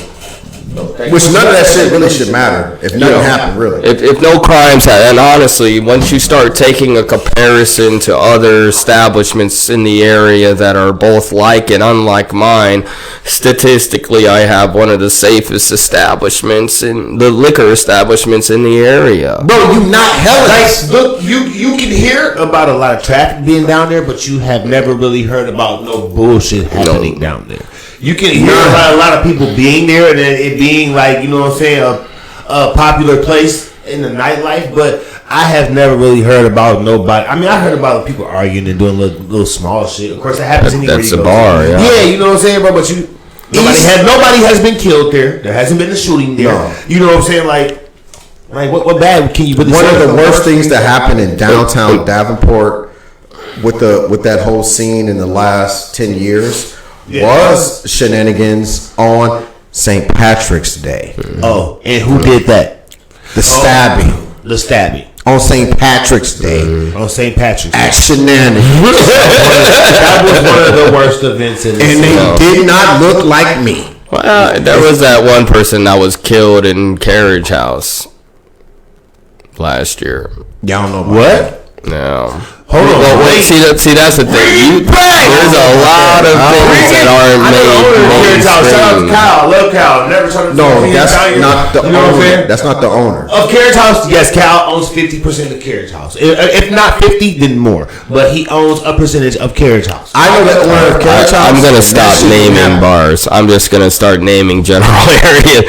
I've got enough enemies. I'm not really against you other bar owners. No, not at all. I'd really appreciate some backup, but it's okay. I get it. I wouldn't want to join me in this fight against the city either. Honestly, I don't think you in a fight. I'm in a fight, brother, I think man. you're good. I'm winning the fight, but I haven't won the fight. You like.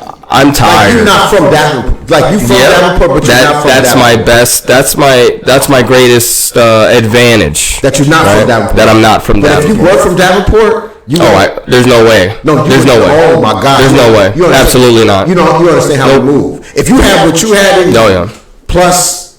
No, there's no way. Bro, listen. When I tell you you gonna have your shit, you gonna have your shit. No, you ain't did shit. I'm not done nothing. You ain't did nothing. And I've been through this before, right? There was another time where I didn't do anything, and they tried to take me down for not doing anything. I know how this game works. What's next? Don't even subscribe to that, Yoshi. I ain't Mr. Summer. I seen everybody. Listen from Private Eye to Halftime. That's Davenport Rock Island. From every single bar you can think of in this motherfucker, I'm bad. On everything, nigga. From stage 2 to motherfucking it was sneakers for you. It was stage 2 for me.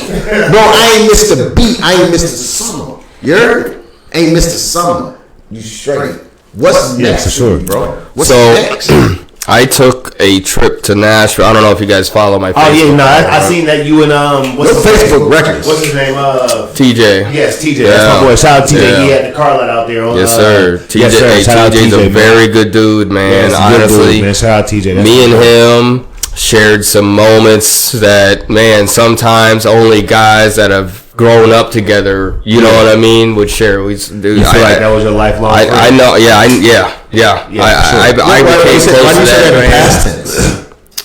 No, that's how I speak sometimes. You know what I mean? No, he's still a very good friend of mine. He hasn't died already. He was just at my bar last night. Yeah, no, he is a new man. I mean, if you haven't hung out with TJ lately, come to my bar, man. Hang out, dude is a completely new man. You know what I mean? Yeah. He's always been dude in my eyes, though. Yeah. Like as much dirt as they want to try to throw on TJ's name, and it's like when he had his car lot out there on I've never heard of it. Northwest Boulevard going towards 72nd. Yeah, he had a car lot out there and shit, bro. You know so I'm not even talking because I didn't know TJ at that. I've heard of that TJ, but honestly, I don't even know that. But what I'm talking about is relationship TJ to single definitely. TJ right now. I mean, fellas. And I don't mean any disrespect to the ladies or anything like that, man. But protect your peace, bro. Protect your peace, man. If you're not happy, change the situation. You know what I mean? It ain't, I don't know. I think a lot of, yeah. But I'm not gonna elaborate too much on that. But yeah, no, man. You said what's next? Anyways, I was on my trip in Nashville.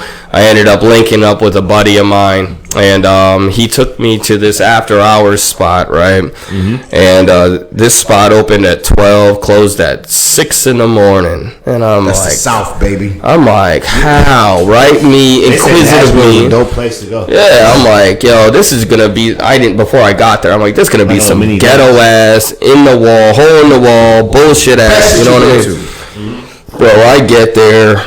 Yeah, we're pulling up to a motherfucking house. So I'm like, okay, dope ass house party. All right, that's cool. I'm like, wait a minute, where's the fucking line? There's a whole line to get in this, and then the front door is membership only. Like, you gotta have a monthly membership, and you can't sign up for that monthly membership on the spot. Yeah. So anytime you come to the door, you're not paying to get in. You just show your membership card and you go straight through. Don't bring that shit in, man. No money exchange. There is not a cash exchange there, right? Yeah. So if you sell those memberships online, what is that? That's Yoshi, you might be giving out too much game right now. Hold on. Here's the thing. I don't have secrets. I don't. You don't gatekeep. Okay. I don't have secrets. But right? You said that's interstate. They don't have secret. They didn't keep that secret from me. They told me exactly how they did what they did. I don't know why. The security guard and I was out. So I was like, man. So motherfuckers is buying memberships. Showing cards to get it's like going to the Y, but you're going to the club. Yeah. Don't bring that shit here, bro. You buy it online. Why not? Why are you saying that? Why not to bring it here? No, bring that shit here. Bring that shit here. That shit would be dope as fuck. No. But the thing, here's the cool thing, there's different levels to this membership. Right, your bottom level just gets admission into the space, but you can't buy you can't get served liquor. You can't buy liquor at all in any capacity. You cannot buy liquor. Who the fuck will get that one? What's the next one? Well, then you got your silver, basically, where you get any free pours from any bottle that's in the establishment, Unlimited drinks, because you can't sell liquor. That reminds me of you don't have a liquor license. Back in the day when they used to let you get the $10 wristbands, unlimited drinks. And then you had your gold membership, where you can bring your own bottle in and drink that, right? And have them pour that for you. Hold on. Let me back this up. First membership, come in. No liquor, you just with the crowd. Mm-hmm. Second membership, which costs more, free drinks. And it's a crowd. Right. But costs more. Third membership, just bring your own motherfucking Bring your own bottle. VIP, right? That's without the price of VIP. VIP without the price of VIP. Interesting. Right. Just and this was Nashville? This was in Nashville. They said Nashville big like ass fucking Vegas, city. bro. I've always heard like that. Like the Quad Cities, but crazier. And this ain't this is like Vegas, but smaller. Small Vegas. Yeah. That's exactly what I heard. It's like a small Vegas, man. On that. It's a downtown area on the strip. No. On the level system. Oh no, most of them were just entries. You know what I mean? They were like level 1. Right. So you usually came there pretty lit, right? So I mean, you were just there to kind of finish your night, maybe You know what? I would have a level. So it's like your last stop type. Right. Shit. That's your last. My level 4 would be my level 4 membership. My level 4 membership would be stay the night. You could just stay the night. You stay the fuck down. You don't want to leave. Hey, I always tip my hat to good ideas, man. I mean, that's pretty decent. You fucked up, become whatever level 2. So you know what you do? We got a little small room. So I plan on doing this with my golf course that I bought, the Yoshi's Island out in Hampton, Illinois. I know. Very small township out there, right? Right past East Moline. I just left that company who listed that property. I just left that company. Yeah. Oh. Team. I left that whole team. Okay, that makes a lot more sense. Okay, no, I get it. Plugging myself. All right. Listen, if I'm sending... He plugged himself too. Yeah. He plugged himself. I've been a realtor for 60 years. Okay. You're talking about Rich Bassford then. I was just on the Bassford team. Okay, all right. I thought you were talking about the owners. No, I was on the because that's a whole nother team. Yeah. But so I knew that was, I know who, whatever. Yeah. But so in order to get that level, you basically park a bunch of RVs out there, right? And you rent the RV, like you Airbnb the RVs. But if you have a gold or platinum, whatever, your tier 4, as you were saying, then you get free access to one of the Airbnbs, you know. Ooh. So since I came up with that idea on tape, See, you know what I mean? Hey, listen, we're out here brainstorming. What about podcast, man? The good news is you have every capability of using what I've told you to start your own after-hours spot with your own RVs, as I do with my after-hours spot with your RVs. Yeah, you know, I'm gonna tell you, Yoshi, the difference between a businessman like you and someone like me, and you notice I didn't say a businessman like me. I just gotta call you a businessman because I don't know you personally. Yes, sir. But I don't like people. People don't like you, bro. Listen, it's none of my business. It's not my business. But the reason why I get along so well with people is because I don't like people. Yeah. That's it. Now, I'm not saying I don't like people's personalities and who they are. I'm not saying that. Everybody's an individual. I love souls. I love spirits. I love energy. And I judge it as, individually. But I just don't like people in general. We're very disgusting. We do shit in the dark, in the back of the closet. Yeah. I think that's you're talking as in the whole human race. As in the whole we're animals. I think that maybe lead to maybe part of your admiration is just the fact that I am transparent. I am what you see is what you get. Right out in the light. Not everybody can be like that. You have to kind of have lost it all to be able to lose it all again. Well, you know what I mean? With a saying at the age of 35 that you have, like on set, but you didn't say that word, but you're like, man, I think, I know I'm going to get into dementia. I would never say no shit like that. Even though a nigga like me, though, somebody like me, bro, I run across people every day that be like, hey, man, what the remember? I'd be like, Touch your mic up. I'd be like, bro, I don't remember shit, bro. Sorry, man. I'm sorry. Paul don't know how to control his mic, man. He an old head, so we're going to have to get him right. Yeah, I'm hella old. I don't want to sound too distorted, though. Motherfucker run up on me right now, sit me in the corner with a dark light, put a lie detector test on me, and ask me hella questions, and I'm a pass. Not because I could trick the machine. Yeah. It's because, bro, I have selective memory and plausible deniability. Right. I just don't remember. Right. If it's a positive or a negative, I don't care to remember. Right. Literally. Thanks. For sure. And we met with somebody today. Yeah, for sure. Right? Yeah. Most definitely. Man was like, shout out CB Coleman, man. He got a whole bunch of shit going on. We're gonna have him on the podcast too. Yeah, we're gonna have him on the podcast too. If anybody's looking for suites or like business suites. Hell, the nigga ain't sponsored yet, but nobody ain't sponsored yet. But we, what I'm saying, like most definitely, like I said, if you're looking for any suites and shit, contact CB Coleman on Facebook, man. He got you. Man, good nigga, good dude for real. Insurance, sell insurance. He's a good guy. Yeah, he's a good guy for sure. He told me some stuff that at the moment when he told me, not today, but when I first met back up with him 10 years later through somebody else, I didn't remember. Right. Mm-hmm. No, I rented this. This man was like, I wouldn't even be here this long renting this place because you were like, y'all company was.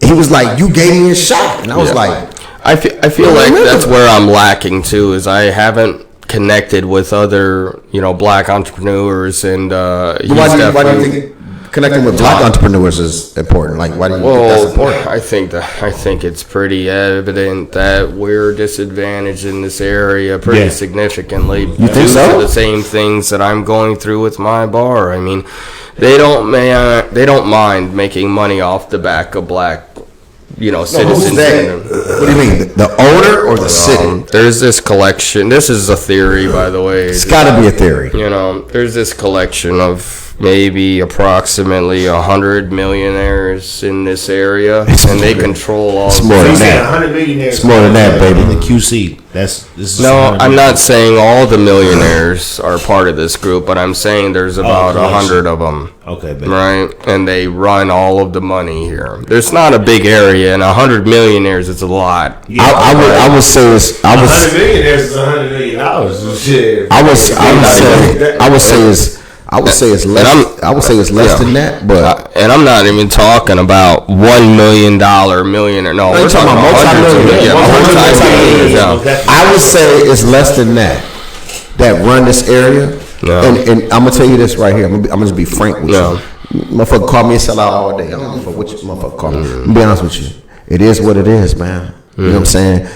It is what it is. And I'm not taking that away from anybody. Honestly, I'm going to be perfectly honest with you. You know, if they maybe properly asked me to join their group with some reasonable offer to do so, maybe I would have entertained it. Mm-hmm. But they came in without asking and said, well, fuck you. We told you to slow the fuck down. You didn't. So now we're going to shut you down.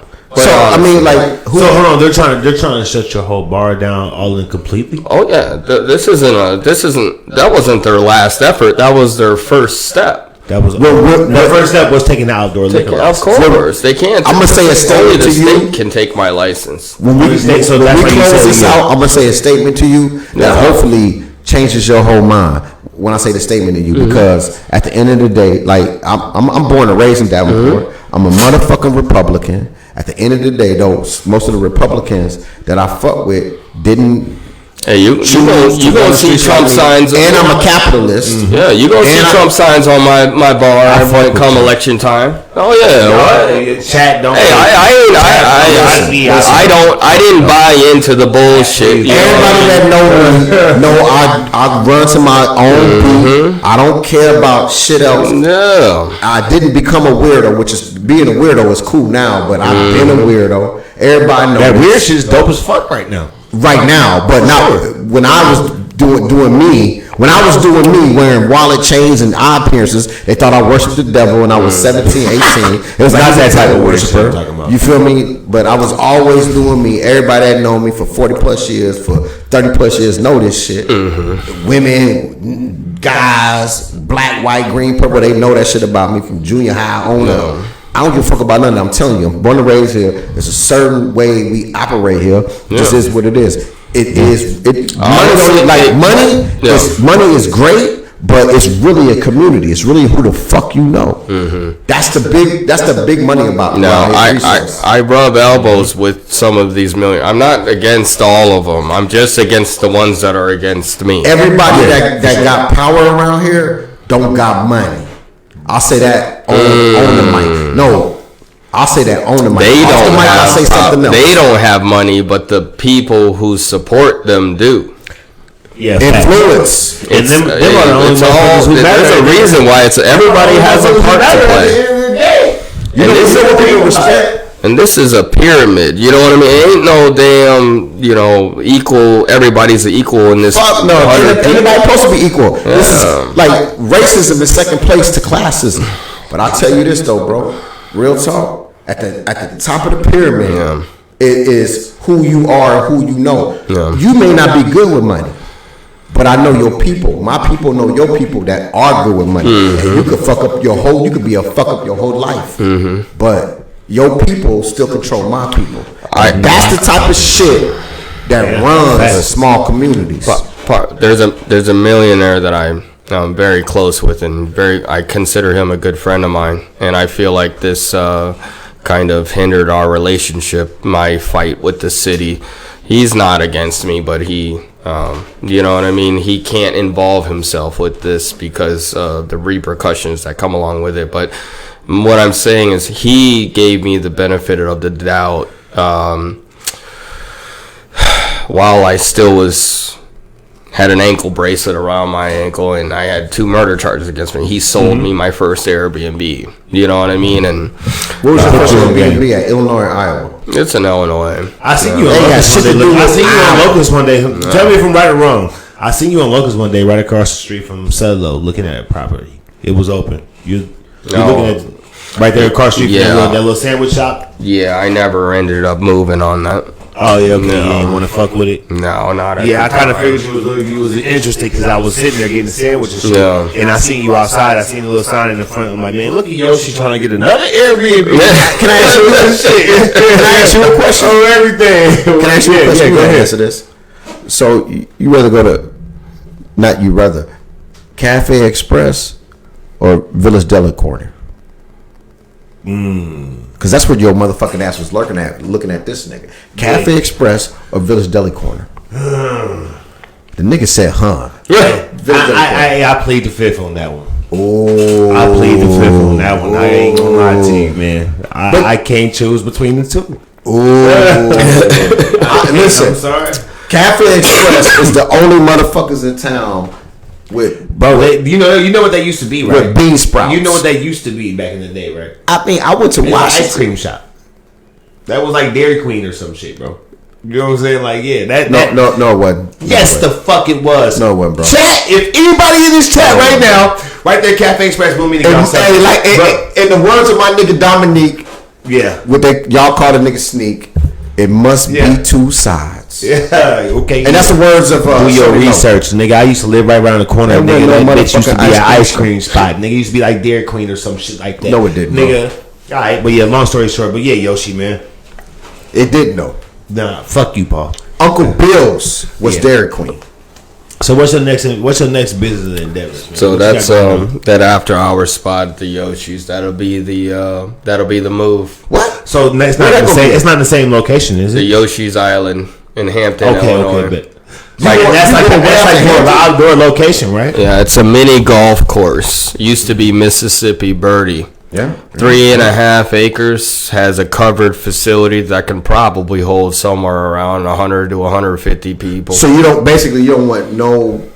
want all, because I know Hampton's on the river, so that'd be dope if you got a boat and boated, mom. So Hampton's on the river, but it's not really like it ain't. It's walking distance. Yeah, for sure. Nobody going out there that way. Hell yeah.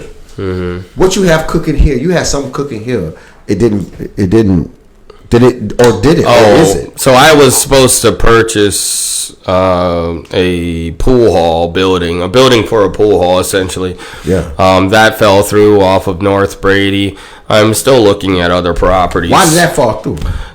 So long story, but we had a purchase agreement with the seller. I hired an architect company. We fabricated all like Doom style, like walkthrough game graphics architecture. No, it sounds right? like numbers. And everything was set. I had all the numbers together. I went to my investors and I was like, all right, I'm good. We're ready to buy. And they're like, well, what about parking?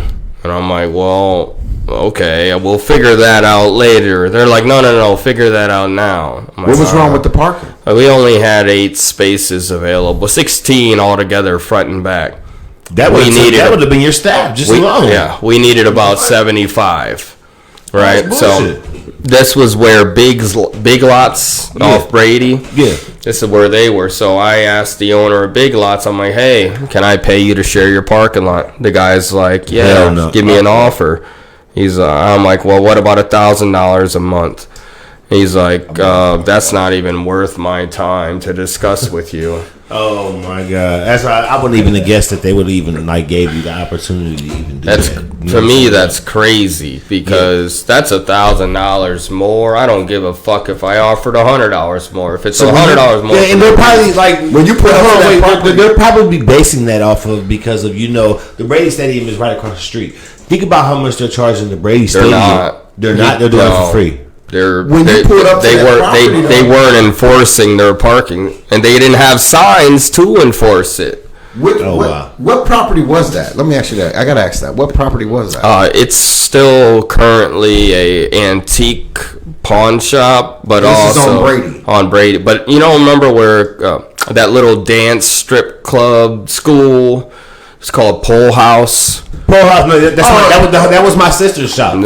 That was my sister's shop. So they kicked her out of there, right? Yeah, no, they didn't kick her out of there. They actually really just moved out of there. Oh, good. I'm glad. Well, that was the old.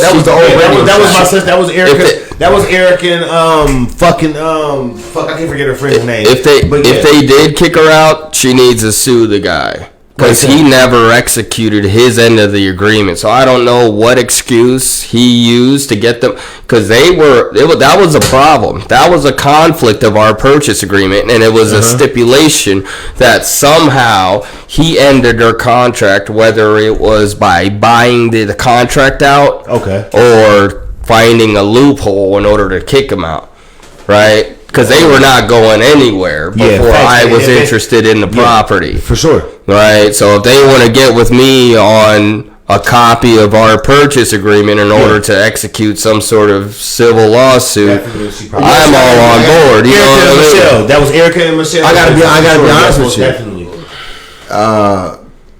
That probably wasn't a big enough space. Hey, no, hold on. I still want to get on the fact around this, because I'm going to tell you a situation that happened right after they had moved out of there.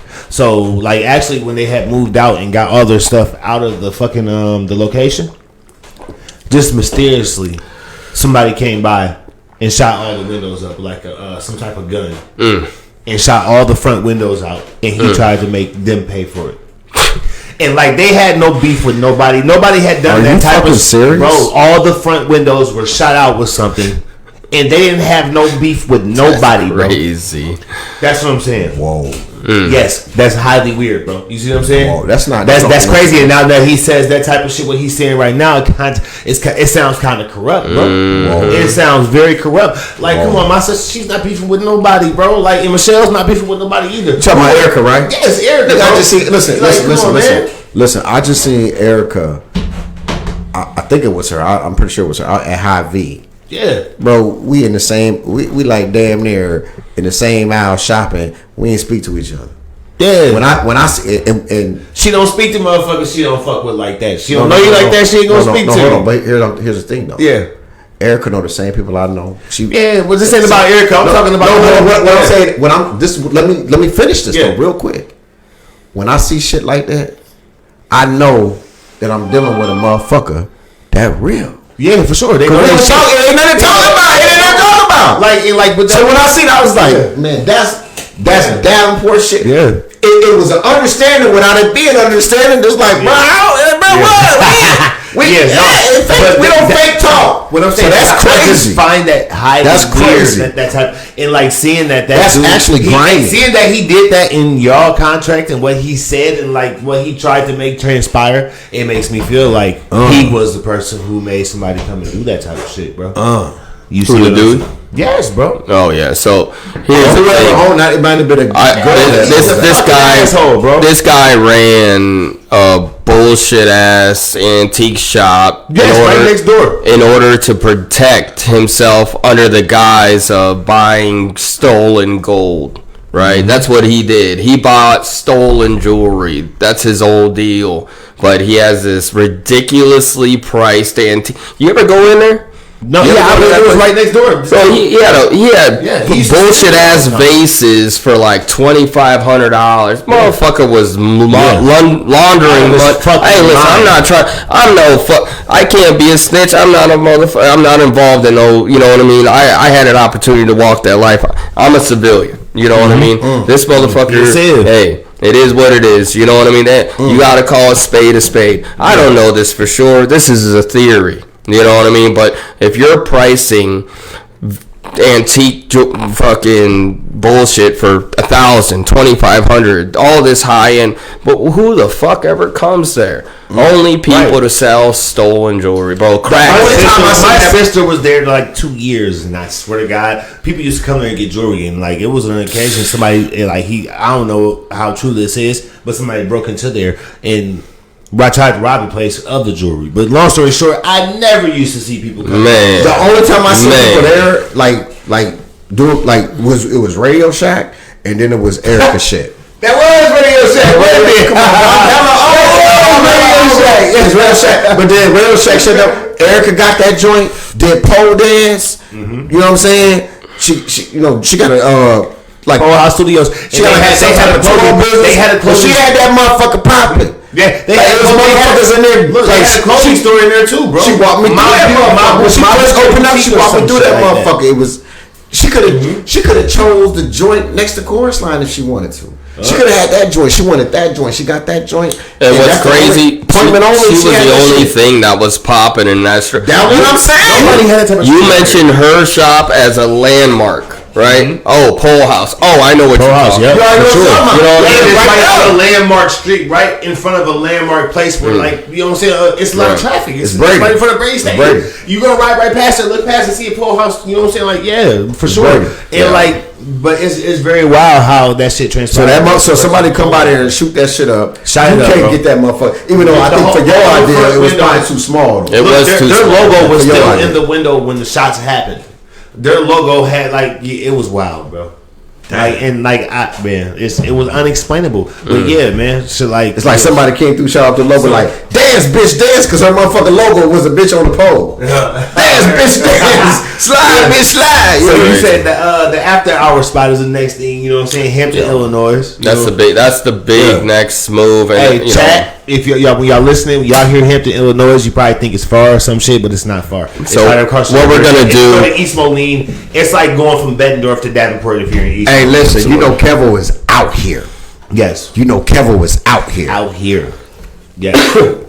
You ever Go to Hampton if you want to. You ever see the cannabis? The rapper? It's a bus that you buy like Delta 8 and CBD and shit. no. Fuck Right. So and it's like a food truck, but it's a cannabis, right? So it's Around the goes- QC? nationwide, any legal state. Yeah. It's not around here. So No. they had one parked in the Nashville after hours spot where weed is everything but legal. You know what I mean? Like it's not enforced basically. So but they had a bunch of Delta 8, fucking CBD shop. Anyway, so they had a cannabis parked in the after hours spot that you can go in Like in a garage? No, it's a bus. Like it's a bus. So you come It's a outside bus the park- after hour yeah. spot. You can go get on the bus and go get weed and shit. Yeah. Delta 8 is basically weed, bro. Yeah, If you don't yeah. know what that is, it's like They sell that shit. Yeah. But they sell some different shit right now. But that's not the point of the cannabis, right? The cannabis, you can smoke your own CBD or Delta 8, but Yeah. I mean, Yeah, for sure. you know what I mean? Like, yeah, for sure. So, and I asked that specific question. I'm like, hey, so I went in and I bought a Delta 8 joint. It was fucking awful. And then, but I was like, hey, can I smoke my own stuff here? They're like, oh yeah, absolutely.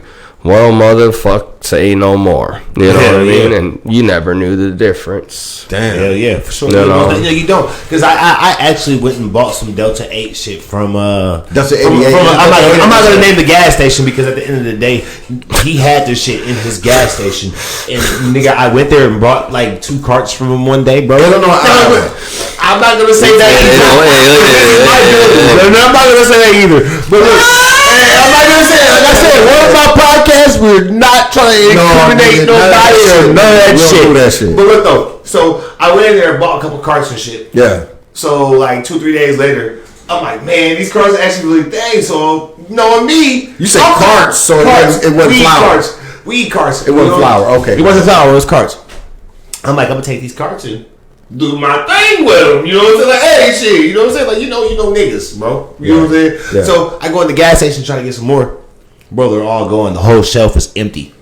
Whole shelf is empty. I'm like, bro, what the And that was Delta 8. Bro, the Delta 8, yes, it was all Delta 8 carts and shit. You know what I'm saying? I'm gonna put y'all. I bought one, and when I tell you the Delta 8 has you high just like you smoke regular weed, it's just like smoking regular weed. I'm gonna say You know some what I'm shit saying? right Hold now. on, wait, let me get to the end of the story though. Like, so they know that Delta 8 actually really gets you high like regular weed, so they made the people in Iowa take that shit out of stores and shit, bro. You see what I'm saying? Like that shit. It doesn't really go hard like that. It's some new It's shit. Listen, this I don't like. Don't listen to me. Take that with a grain of salt. Take it with a grain of salt. So they got some shit out here right now, like, and this is facts, nigga. You can get it sent to you. You can smoke it, all that shit, and it doesn't turn into THC until you actually light it. It is a fucking loophole. So what the fuck type of shit is that? Hey, that sound like that salvia shit. I don't want no parts of that. I'm gonna say that. I'm gonna say that and leave it alone. And ain't no S in that shit. Ain't no side. Ain't nothing. Listen. Nah, man. Hey, listen. The shit stank is crazy. It's nuts. Hey, listen. As soon as you light it. Whatever's in it that triggered it to light it, turn it to THC. I just like my regular old weed. I think it's THA. I think it's THA before you light it. Like I don't know. Like, I don't want to get off subject, but I don't know if people have been seeing this white weed that has been going around. There's been some white weed going around. Some racist weed going around. No, it's a racist weed going around. It's not racist. Oh, okay. It's not racist. Paul, Word of My Podcast is not a racist podcast. I want to let you know this. And like, if anybody's looking for a job, they're going to see that radio disclaimer real quick.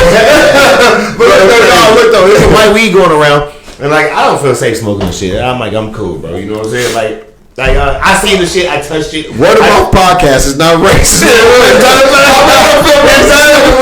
not a podcast. So is it crystallized white or what is it? I don't know, but I touched the shit and then left white shit on my hands. I'm like, I'm cool. Word of Mouth Podcast. I'm good. You got it. Shit, I'm good.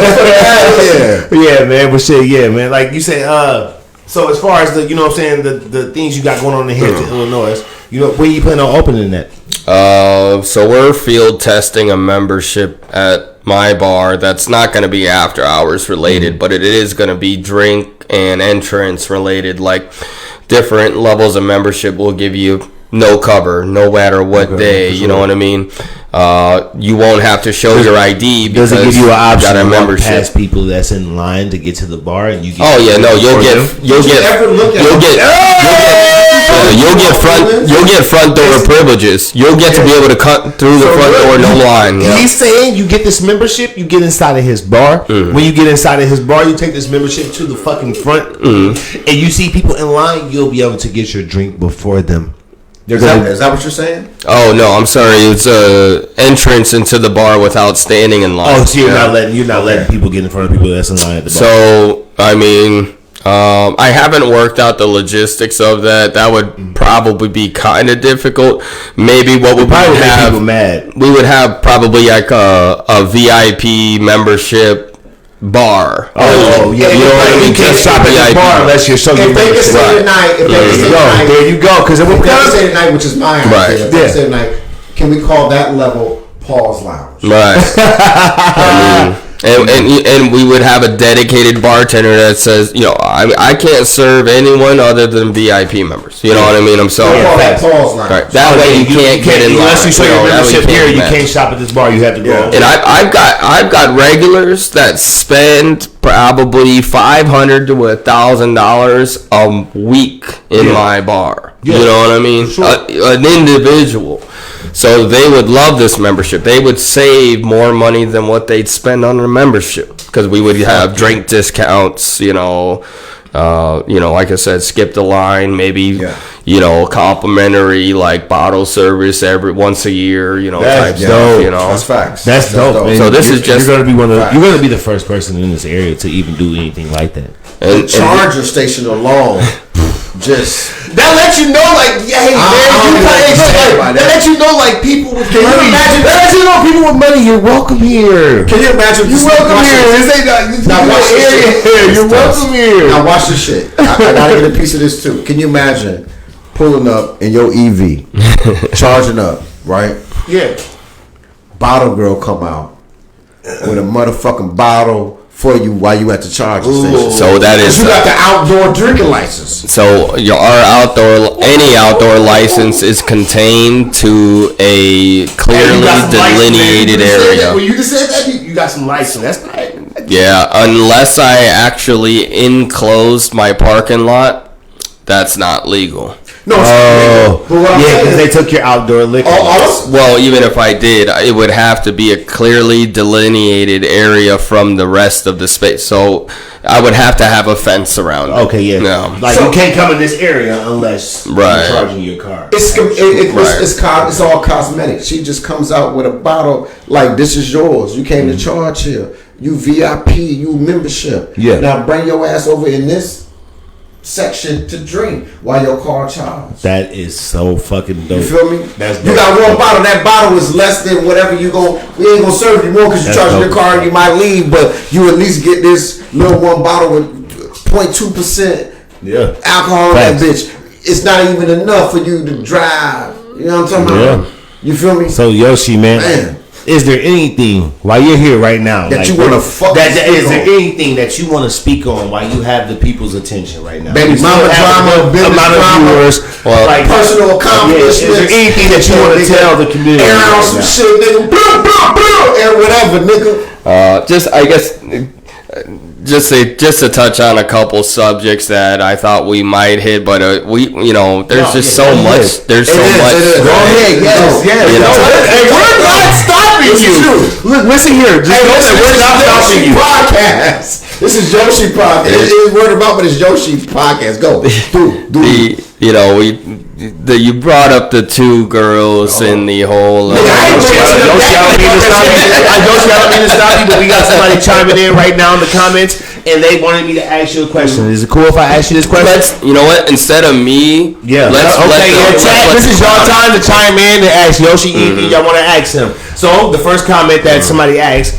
She said, ask him why he never gives back to the community nor takes part into the community events like feeding the homeless or anything of that nature. What the fuck? No, that's a very good question, right? It's because I don't believe in creating more beggars. I believe in creating more doers, right? For sure.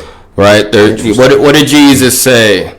Give a man a fish, he eats for a day. Teach a man a fish, eats for a life. I'm not interested in continuing the cycle of slavery within the black community. Ooh. Stop depending on handouts from the white man or even the black man. Yeah, do it yourself. We have to free ourselves from the shackles. And just to piggyback off of his comment, I was, he don't remember me for this, but I was down there, we was drinking, we was chopping it up. And me and the man was really chopping it up. Like we had a podcast going on right then and there. And I swear this man took off like Batman. I don't know, or Spider-Man, like a Spidey sense went off. So you want him to talk about No, it's great. It's okay. The man raced out the door. And I was like, bro, I just was talking to you. I just ordered a drink. And this was in the matter of protecting. The man raced out the door. This is don't mean to stop you. This is a true story that he's speaking on about Yoshi. Yeah, because this probably can wrap around to what Donalda, the person that just commented and said. So, Paul, continue. Absolutely, because I do a lot of funny shit, but this is really a true story. This is serious and it's a true story. I literally was down there like 4:30 a couple weeks ago, like maybe 3 weeks ago. Had no idea. Nothing about nothing. I just was like, whatever. I had got some gyms. I was going to eat outside. I was going to drink in there. And that's what I did. I'm chopping it up with Yoshi. He's got his daughter. He's running his business. Me and him are chopping it up. We're chopping it up about some shit. Whatever. His future endeavors. Mm-hmm. And then all of a sudden, I'm like sitting back, chilling, talking with the man. And the man got like a spidey sense or something. And he ran outside. I'm like, yeah, this nigga crazy because his name is Yoshi. I know the nigga was about to hit a block. I was like, I ain't say nothing. Yeah. The nigga hit a block. I'm like, let me see what the fuck going on. I go outside, man. The man is out there. He got a motherfucker hemmed up across the street. If y'all don't know, right across the street from Yoshi's is the Kingdom Harvest, where all listen, the I'm really being serious. This is not even a joke. This is not even a fucking, I'm not even exaggerating. The man got somebody hemmed up, talking to him, like pushing to him and shit. The man like this is shit. He let the man go though. Yeah. He let the man go because the dude was on some body that I guess Yoshi talks to every day. Some like homeless person he talks to every day. Whatever. It's a homeless lady. That's her little spot that she sleeps in every night. Bothering her or something. And this guy was badgering her over either her spot or something that she owed him. She owed him something. And he wouldn't, all day. He was there all fucking day. I've seen him all day. And eventually, she actually came into, I wouldn't even have, that's not my position to intervene in other people's affairs. She came into my bar. She never does that, right? She never comes into my bar and asks me for not a damn thing. In the whole year and some change that I had been there, she had come in and said, hey, she said, oh, I need your help. That's what she said. Yeah. I need your help. And then she walked out. Came in there. That's it. She didn't say nothing else. Yeah. She said, I walked in, I need your help. I walked out. And as she was walking out, I said, I can't fight nobody for you. And then she just kept walking. So I took a deep breath and I fucking turned around and I'm out the door. But me and this man, let me see what's really going on. I thought me and this man was talking though, but I'm sitting there doing like, because I look up, this man outside. I'm like, what the fuck? I try talking to the gentleman. I'm like, hey man, she's here every day. Leave her alone. He's like, pretty much like, fuck you, leave, stay out of this. And I'm like, listen, man, dude was standing 50 feet away from Yoshi. I was telling Yoshi, I'm like, you do know you on the bar, bro. You do know he's across the street yelling at me, you on the bar, you can't be doing this. I'm actually like, this is not happening, because it's my first time. What the fuck is going on? I got gym rims, I got macaroni with the potato salad. You're like, so hands be dry. And listen, here's the crazy part. Police come down. Police come down. Man. Police come down there. Undercover. Undercover pulled up. Okay. Undercover put up on a motorcycle. Yeah. Man. Trying to see what's going on. Yoshi like, we cool. Cause at that time, dude, whatever. He dude control the situation. So when she walked across the street. Yeah. Like you seen that she actually needed your help. Yeah, But I'm talking about when that was plain clothes, but when the cops pulled up. I'm talking about she talking about the interaction. I actually want to know why. Yeah. I said what's going on? And she like, he won't leave me alone. He keeps saying that I don't know him a damn thing. I said, listen, bro. She said, leave her alone. I'm gonna ask you respectfully, leave her alone. He's like, who the fuck are you? You know what I mean? I'm like, listen, I own the bar across the street. He's like, you don't own no fucking bar. I'm like, listen, you see that name right there, bro? That's me. Right. Let me be 100% real. The man, those were some of the words he was saying, but he wasn't. It's reverse. It's reverse attitude. Yeah. The guy was more or less like, who are you? Nigga, I'm the motherfucker across the street, motherfucker. He was like, so basically, he tried to turn up on you then. Man, no, dude was like more like, okay, bro. Like, I gotta disagree with him, brother, man. No, dude was being very aggressive with. He was being rude, but Yoshi was showing his position like, move around, bro. It's gonna be ugly. Okay, you know what I mean? To an extent, you have to establish. I'm trying to listen. I'm trying to listen. I'm trying to listen to Yoshi, motherfucker. He moved around. Let him talk, though, motherfucker. I'll let him cook. Go ahead. Listen, this lady just there's not a lot of people that I respect on the level that I respected her. And she didn't even have a home. Yeah. But she was a very respectable person because she did a lot of things that people in her position wouldn't do. Like she would, greet me, my daughter, and my baby mother every morning. Where's that beautiful little girl? Let me see her. You know what I mean? And she was that's giving mom vibes. Yeah, just a bare. So people, it was energy. When you get that energy from somebody, she had a good vibe. Sure, a very pure soul. Yes. And then when the boys in blue pulled up to the bar, he was already in there. They came in there. He was like, "Hey, like I'm at the bar. I'm still chilling." I'm like, "What the fuck, man? This nigga crazy." Cause like I just seen the nigga, right? Yeah. And the man got his baby in his hand. They come in there like, "What happened?" He like, "Man, listen, man, some drama went down." I don't know. I didn't say I didn't know. Listen, I didn't lie to them. Because basically what he was saying was like, bitch, some drama went down. Bitch, I don't know. I got my baby, bro, but I know somebody was acting fool. They was like, oh, okay. You know what they did? What? They bounced. They bounced. No. It was like, listen, it had to be It had to be a valuable reason that they.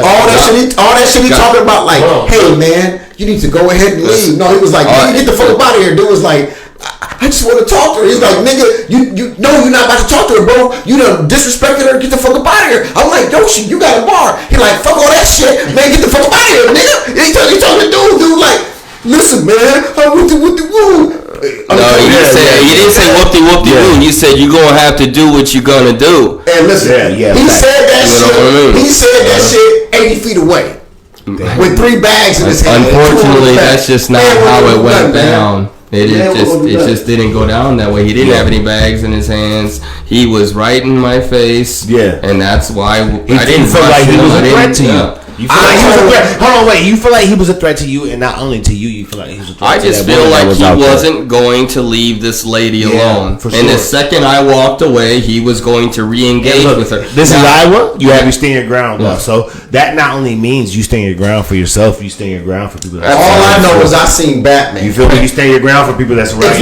All I know is I seen Batman. I didn't see Superman. And this is what it comes down to, right?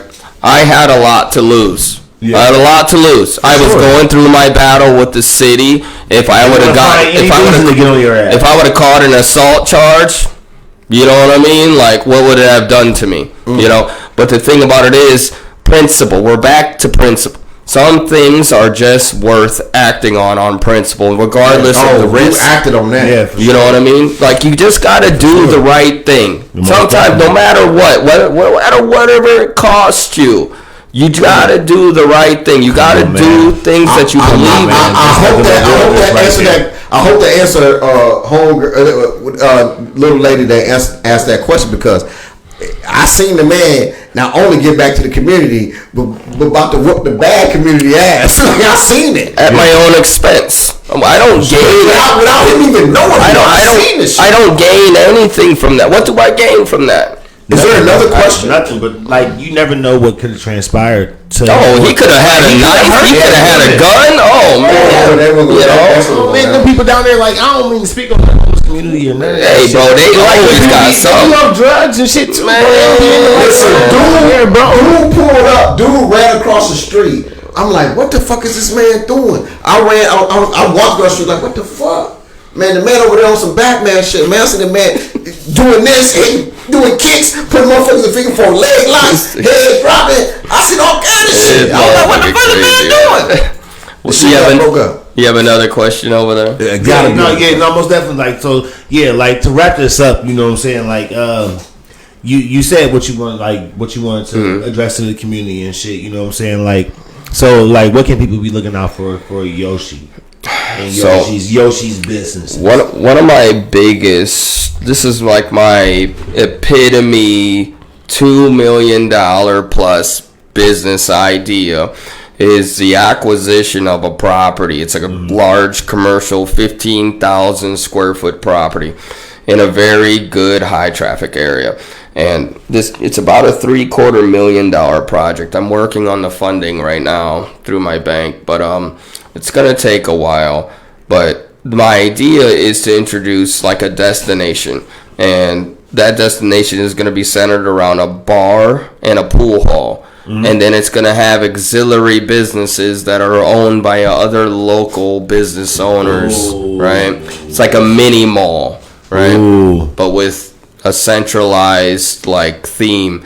And you know, even though the business owners will lease the space, they'll all collectively pay into a pool of essentially common area maintenance, like a CAM fee. It's almost like a condo. Well, so instead of using your own point of sale, you use mine, and then you'll get I'll basically pay you out from that and then take my cut. You know what I mean? Sure, so they have to be plugged into your whole system. Right.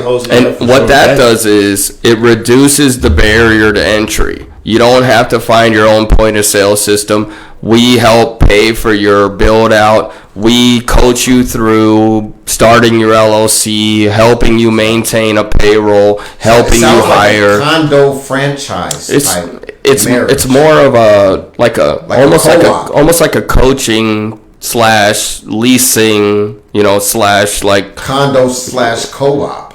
Oh, I just a condo leads more to like a living. It does, but I'm saying that the structure of it with dues and coming. No, he was speaking more of like. But you actually get knowledge out of it. You know what I mean? You're getting education that would cost tens of thousands if you were to get it from a university. From? This is not normally commercial. No, so this is a combination of things that I travel a lot and I accumulate business ideas from a lot of places that I go to. The common point of sale system came from a food court in Denver, Colorado. Okay. And I went to several portions of this food court. I noticed they all had the same point of sale system. And when I looked at my receipt, it was always the same name on the receipt. I was like, oh, damn, okay. Same company that owns the point of sale system. Well, they used a common point of sale system, but it was the same company, right? That owned all of the facilities basically. So they had a Chinese shop, a pizza place, American food, you know what I mean? Yeah. And then they have these like higher end bars / restaurants upstairs, but it was all the same, right? All the same owner. What I'm guessing is that these smaller like portions were individually run by other companies, you know what I mean? Other like individuals. So my idea stems from that, but I wouldn't be the owner of the businesses. They would. They would just have to run their sales through our system. And then with that, with every dollar they run through our system, we would allot them a percentage in opportunity for loans. Yeah, fact. So after you run maybe like 50,000 numbers go up, then we give you an opportunity to get a loan from me.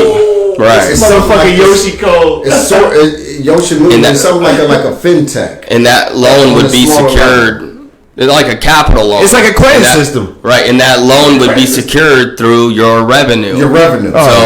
Your revenue goes through me, so I'm guaranteed to get paid. What the fuck is your collateral behind that? Their revenue. But what if they fucking fail? Are you taking over their business or it's already. Well, I mean, essentially, What's the collateral behind that? We ain't gonna speak on all those numbers. We're not getting that deep into it. If they just imagine, so if they take out, say they generate, if they default, how do you win? Yeah, so that's the thing, is that their revenue, it does not advantage them to take out a loan and then just stop operations. Right, and then so you got your signage, you got your inventory, you got everything that's locked behind my doors. You're not gonna just move out in a day. We're gonna know. Why are you moving your stuff out? Hold on. This shit for collateral. Yeah, they're literally their business. This shit until you pay. Your entire business is my collateral. For sure, everything is mine. Fuck you, man. Until you pay. Yeah. Yes, most definitely. And you don't have to pay me. I just automatically take a percentage out every of your time that pays you. So this is how Square operates. The Square point of sale system. Yeah. They offer the same capital loan to their customers. I've taken that loan several times, and it's based on your sales. So Square is a credit processor. They charge about 2-point-something%. Mm-hmm. Well, when you take a capital loan out, they raise that rate to like 10% or 13%.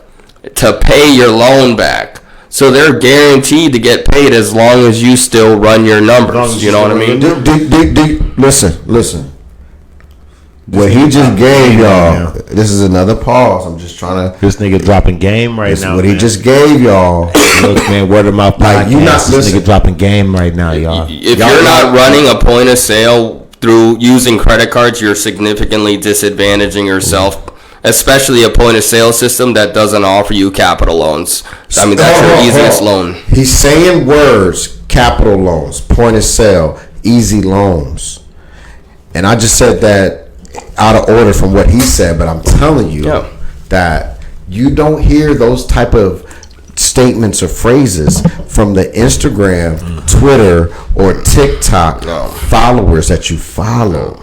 because they full of fucking bullshit. Henry Davis. Start an LLC, get a loan, turn that loan into a schedule. It doesn't even make sense, right? Turn that into an S corp. Like, it doesn't make sense. All that's bullshit. I will congratulate everybody that's got to where they've gotten off of 30-second and 50-second or $2,000 courses that are an hour, however far you got. But you did not just hear what this man said on those courses. I know for a fact. I know you ain't heard that. You only heard this man just gave you some game. Because none of the courses that you bought Word of Mouth podcast ain't never talked about how you can get a loan or borrow against your sales, future sales, or your sales period, present from Square.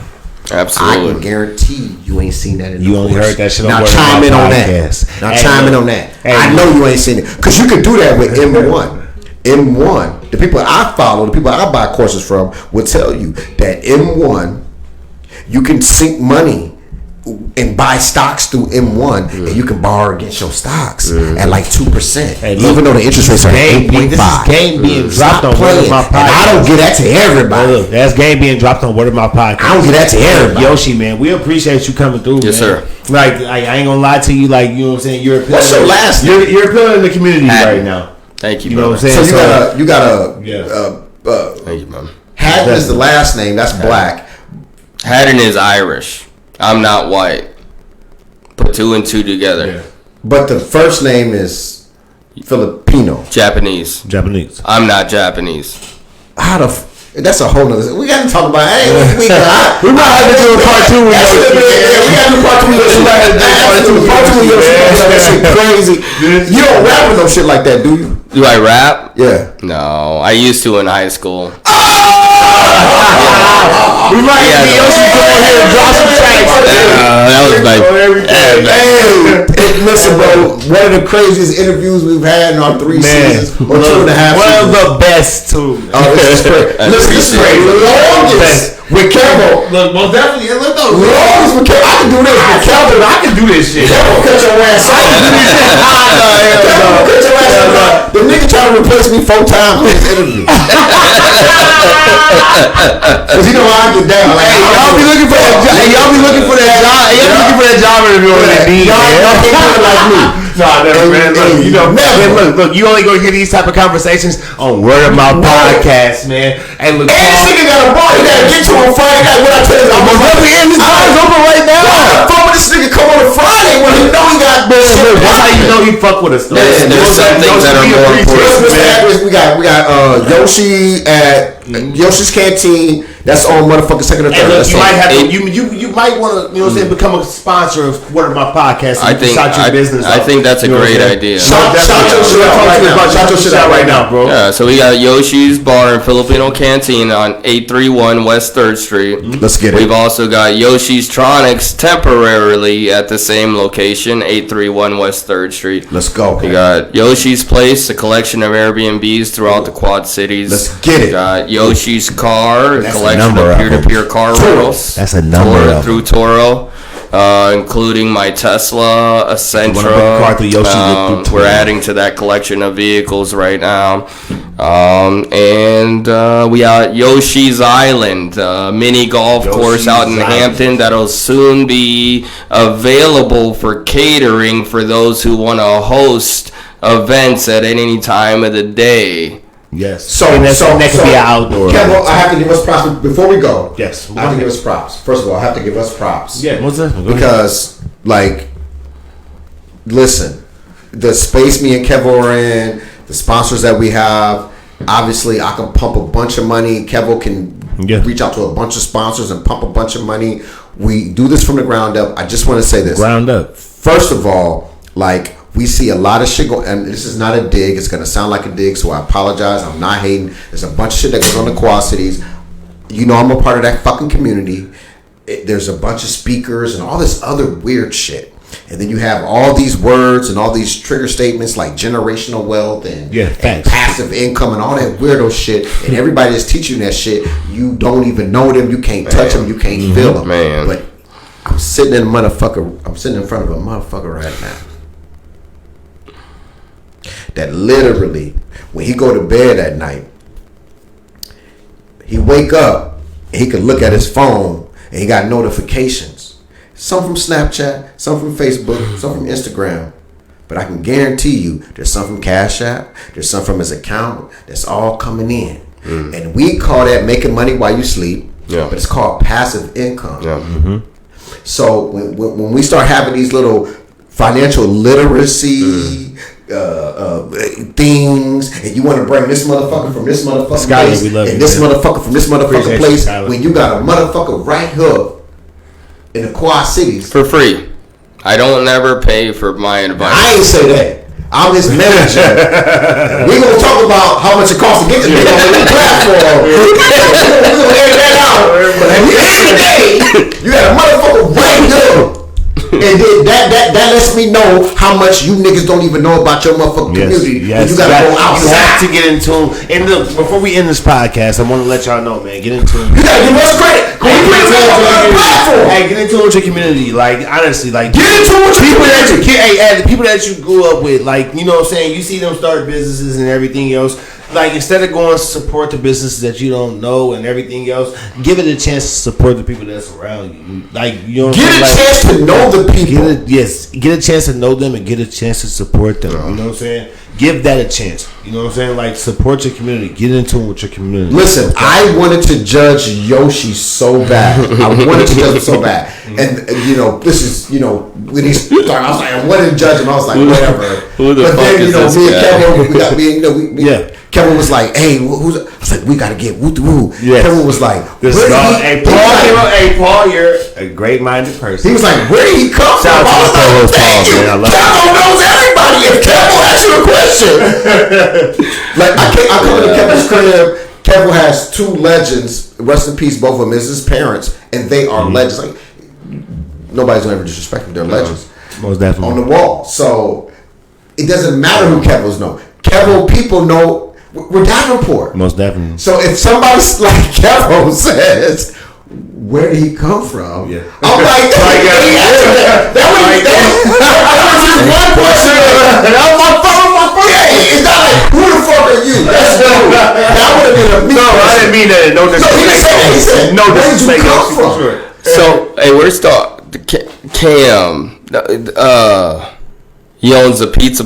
You know, he owns a pizza place in the mall, right? Right now that's the grandstand. Yeah. Grandstand. Yeah. So you saying he owns a carriage house too? No. Cal. Oh, Cal. Sorry. Cal. Yes. That's Cal. That's Cal Born. Okay. Cal does.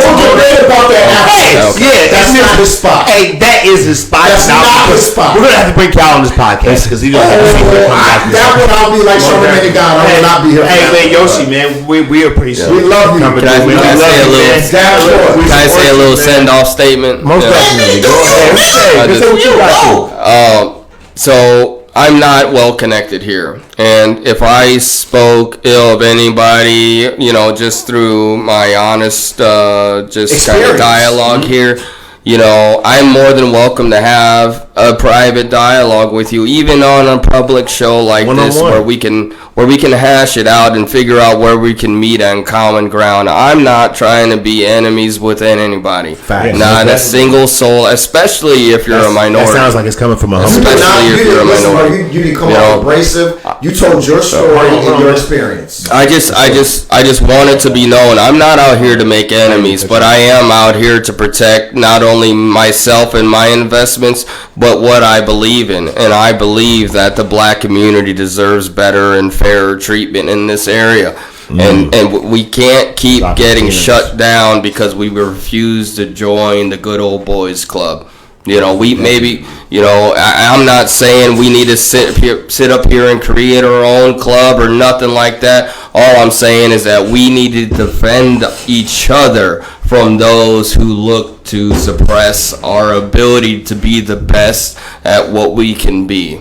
Man. All right. Thank you, Martin Luther King. Junior.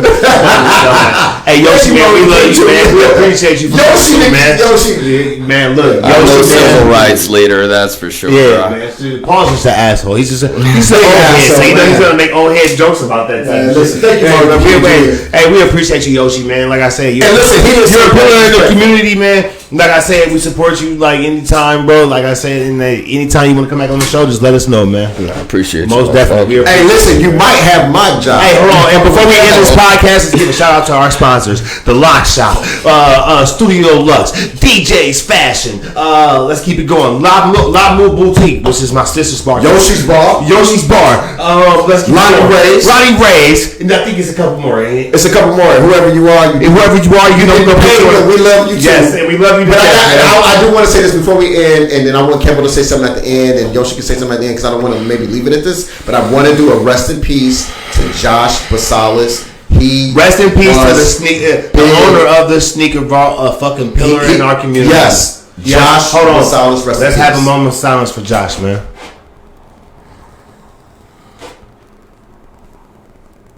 Rest in peace, Josh, man. Yeah. We love you, man. Peace, like Josh. I said, man, keep looking over the QC. Shout out man. to his family. Shout out to his family and everything. Quad Cities. Yes, most definitely, man. Yeah. Word of mouth podcast. We appreciate everybody tuning in. Until next shout out to Yoshi. We appreciate Yoshi, man. Kevin, word of mouth. Word of mouth. We're looking for a new.